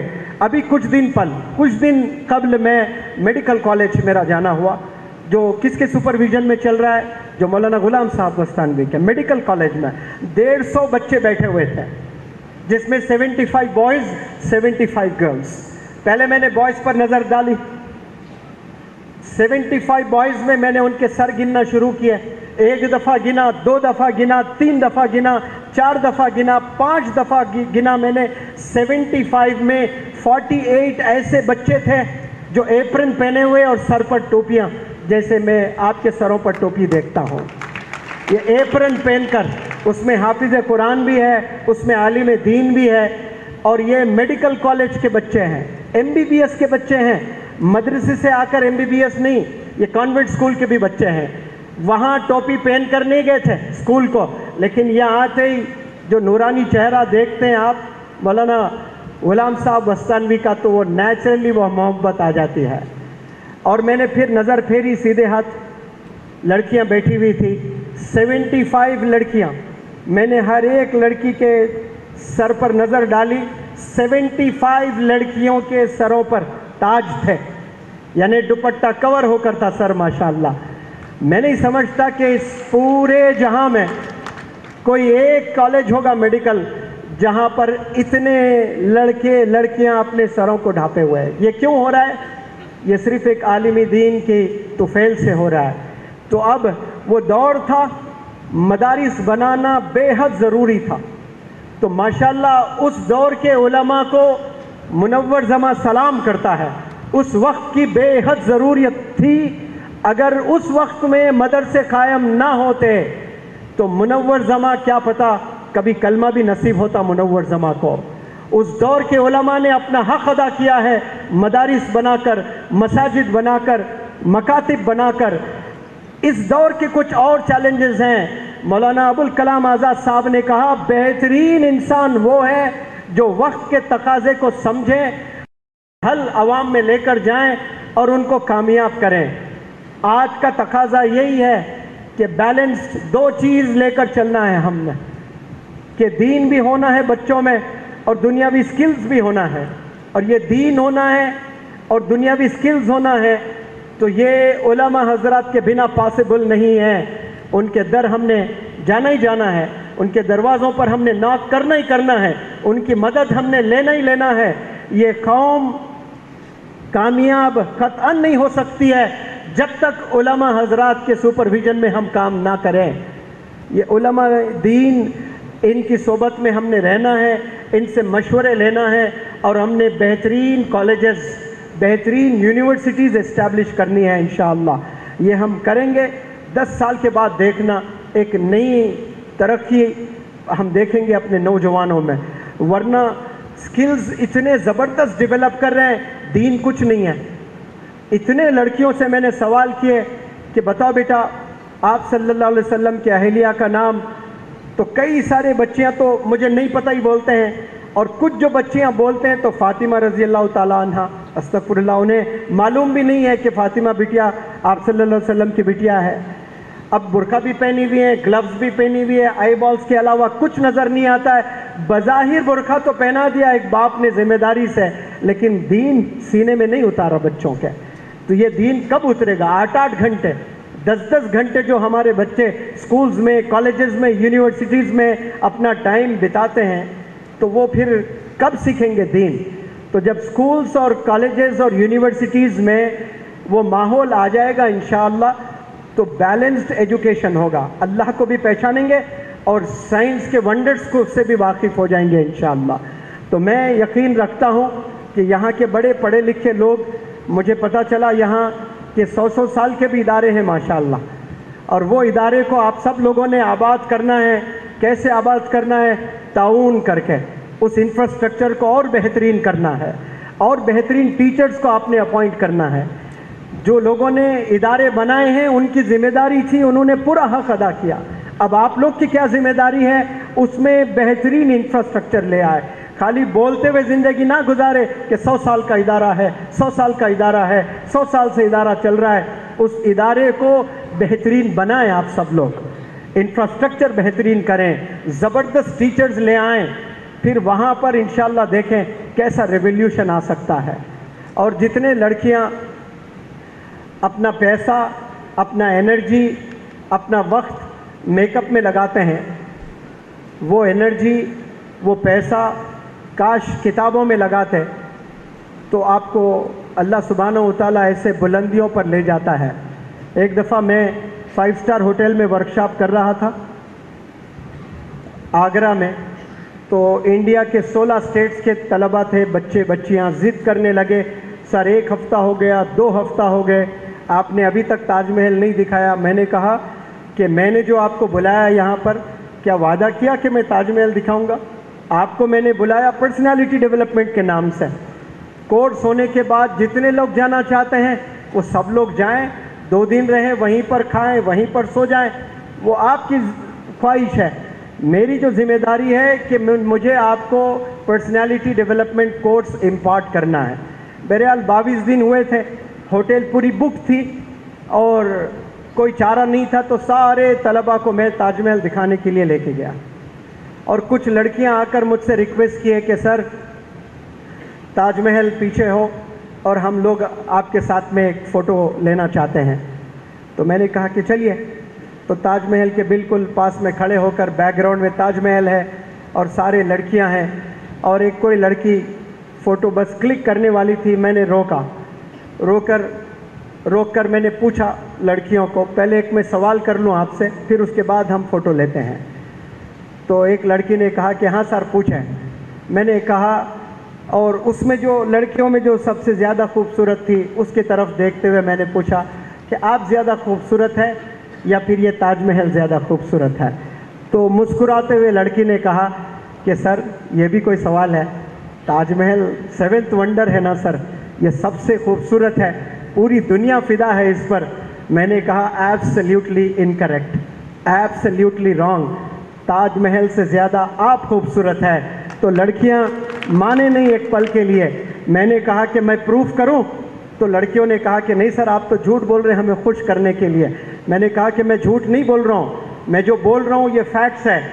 सुनो मेरी बात, Taj Mahal is hand made and you are God made. आपको अल्लाह ने बनाया है, ताजमहल को मजदूरों ने बनाया है। आप कितने स्पेशल हो, आप कितने एक्सेप्शनल हो।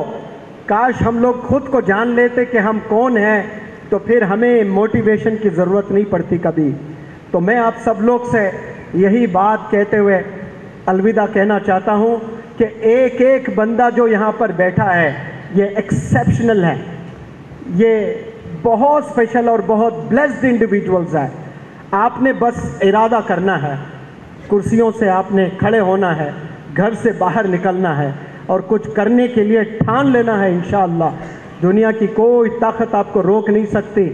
اگر جو 5 چیزیں میں نے بتائے ہیں کہ آپ کا ارادہ مصمم ہے، ادارہ بہترین ہے، محنت کرنے میں آپ پیچھے نہیں ہٹ رہے ہیں، والدین کی خوب دعائیں لے رہے ہو اور پھر لوگوں کی مدد کرتے ہوئے چل رہے ہو، اور پھر نمازیں کبھی آپ کی قضا نہیں ہو رہی ہے، 850 کروڑ لوگ سازش بھی کر لیں آپ کو ہرانے کی، ہرا نہیں سکتے، کیونکہ اللہ سبحانہ و تعالیٰ آپ کے ساتھ میں ہے.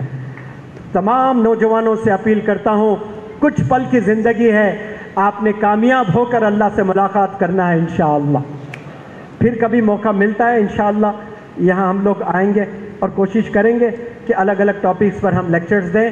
مفتی سلمان صاحب سے جڑے، مفتی صاحب، مفتی سلمان صاحب سے جڑے تمام والنٹیئرز اور جتنے لوگ دور دور سے یہاں پر آئیں، اس شہر کے جتنے بھی لڑکیاں، لڑکے، والدین، بزنس انٹرپرنرز، علماء دین، جو بھی لوگ یہاں جڑے ہیں، ان سب کو میں شکریہ ادا کرتا ہوں اور اللہ سے دعا کرتا ہوں کہ اللہ سبحانہ و تعالیٰ اپنا کرم، اپنا فضل آپ سب پر بنائے رکھے. جزاکم اللہ خیر. السلام علیکم.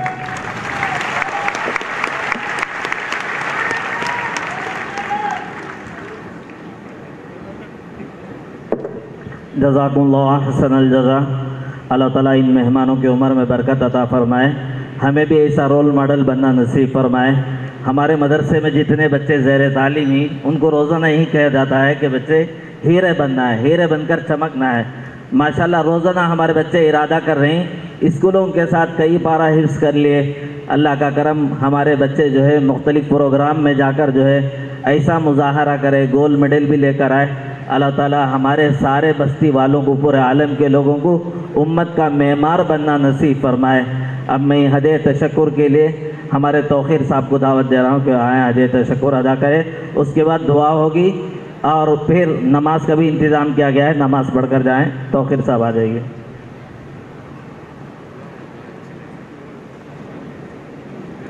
صلی علی رسول الکریم. اما بعد. محترم حضرات، حضرت ابو ہریرہ رضی اللہ تعالیٰ عنہ کہتے ہیں کہ رسول اللہ صلی اللہ علیہ وسلم نے فرمایا، جو لوگوں کا شکر ادا نہیں کرتے وہ اللہ کا شکر ادا نہیں کرتے. اب میں رب العالمین کا بے انتہا شکر و احسان ہے جس کی مدد اور توفیق سے ہمارا یہ پروگرام بحسن خوبی اختتام کو پہنچ چکا ہے. میں سب سے پہلے اللہ رب العالمین کا شکر ادا کرتا ہوں. اس کے بعد ہمارے مہمانوں کا خاص طور سے حضرت مولانا حذیفہ رسوانی صاحب کا اور جناب منور زماں صاحب کا شکر ادا کرتا ہوں، جو اپنی بے پناہ مصروفیت اور کے باوجود ہماری دعوت پہ حاضر بزم ہوئے. اسی طرح ہماری اس پروگرام کے منتظمین، والنٹیئرز اور تمام ساتھیوں کا شکریہ ادا کرتا ہوں جنہوں نے اس پروگرام کو کامیاب بنانے کے لیے ان تک کوششیں کی. جزاکم اللہ خیراً کثیرا. آخر میں اللہ رب العزت سے دعا کرتا ہوں کہ اللہ رب العزت ہمارے اس پروگرام کو قبول فرمائے اور ہمارے یہاں آنے والے تمام مہمان اور سامعین کرام کو جزائے خیر عطا فرمائے.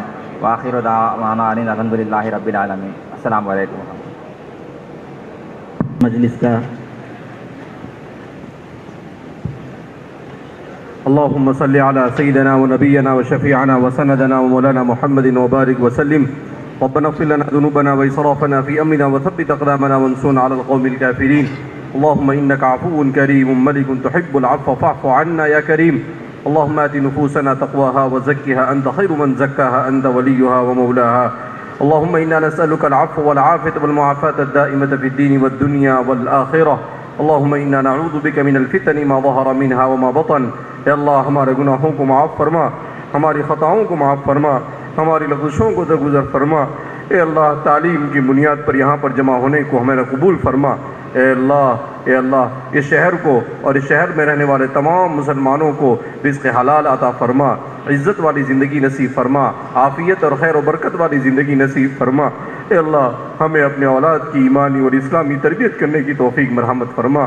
اللہ ہم فتنوں کے دور سے گزر رہے ہیں، ہر قسم کے فتنے سے ہماری حفاظت فرما۔ اے مولا کریم اسلام اور ایمان پر استقامت نصیب فرما۔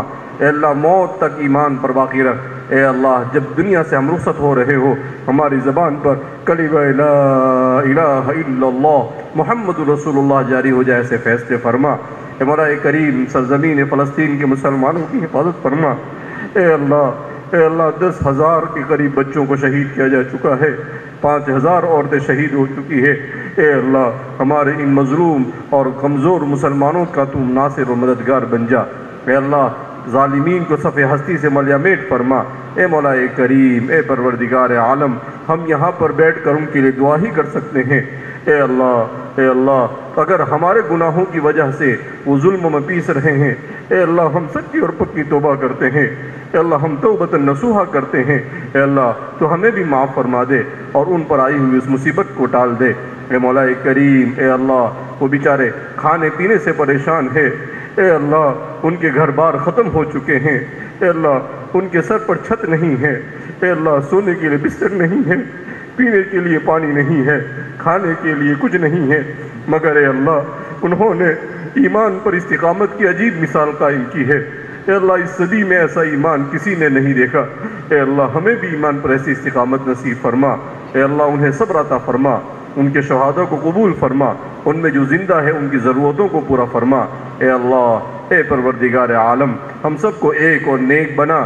اے اللہ اے مولا کریم ہر قسم کی مہلک بیماریوں سے ہماری حفاظت فرما، ہماری اولادوں کو ہماری آنکھوں کی ٹھنڈک بنا، جو مقروض ہیں ان کو قرض سے رہائی نصیب فرما، جو پریشان حال ہے ان کی پریشانیوں کو دور فرما۔ اے مولا کریم جنہوں نے دعا کے لیے کہا ہے لکھا ہے متوقع ان سب کی جائز تمناؤں کو پورا فرما، ہماری مسجدوں کی، ہمارے مدارس کی، دعوت و تبلیغ کی، خانقاہوں کی اور تمام دینی اداروں کی حفاظت فرما۔ اے اللہ ہم سب کو ایک دوسرے کا تعاون کرنے کی توفیق مرحمت فرما، آپسی اختلاف اور انتشار سے ہماری حفاظت فرما۔ اے اللہ حاضرین مجلس کی مغفرت فرما، سب کی جائز تمناؤں کو پورا فرما۔ اے اللہ ہمارے والد صاحب کو اور اس ذروع زمین پر جتنے بھی لوگ بیمار ہیں سب کو شفاء کاملہ عاجلہ مستمرہ دائمہ کلیہ نصیب فرما۔ اے مولا کریم اے پروردگار عالم ہم نے جو مانگا عطا فرما، جو مانگنے سے رہ گیا وہ عطا فرما، ہم نے اپنے اعتبار سے مانگا تو اپنے شان عطا فرما۔ نبی کریم صلی اللہ علیہ وسلم کے صدقہ طفیل میں ہماری دعاؤں کو قبول فرما۔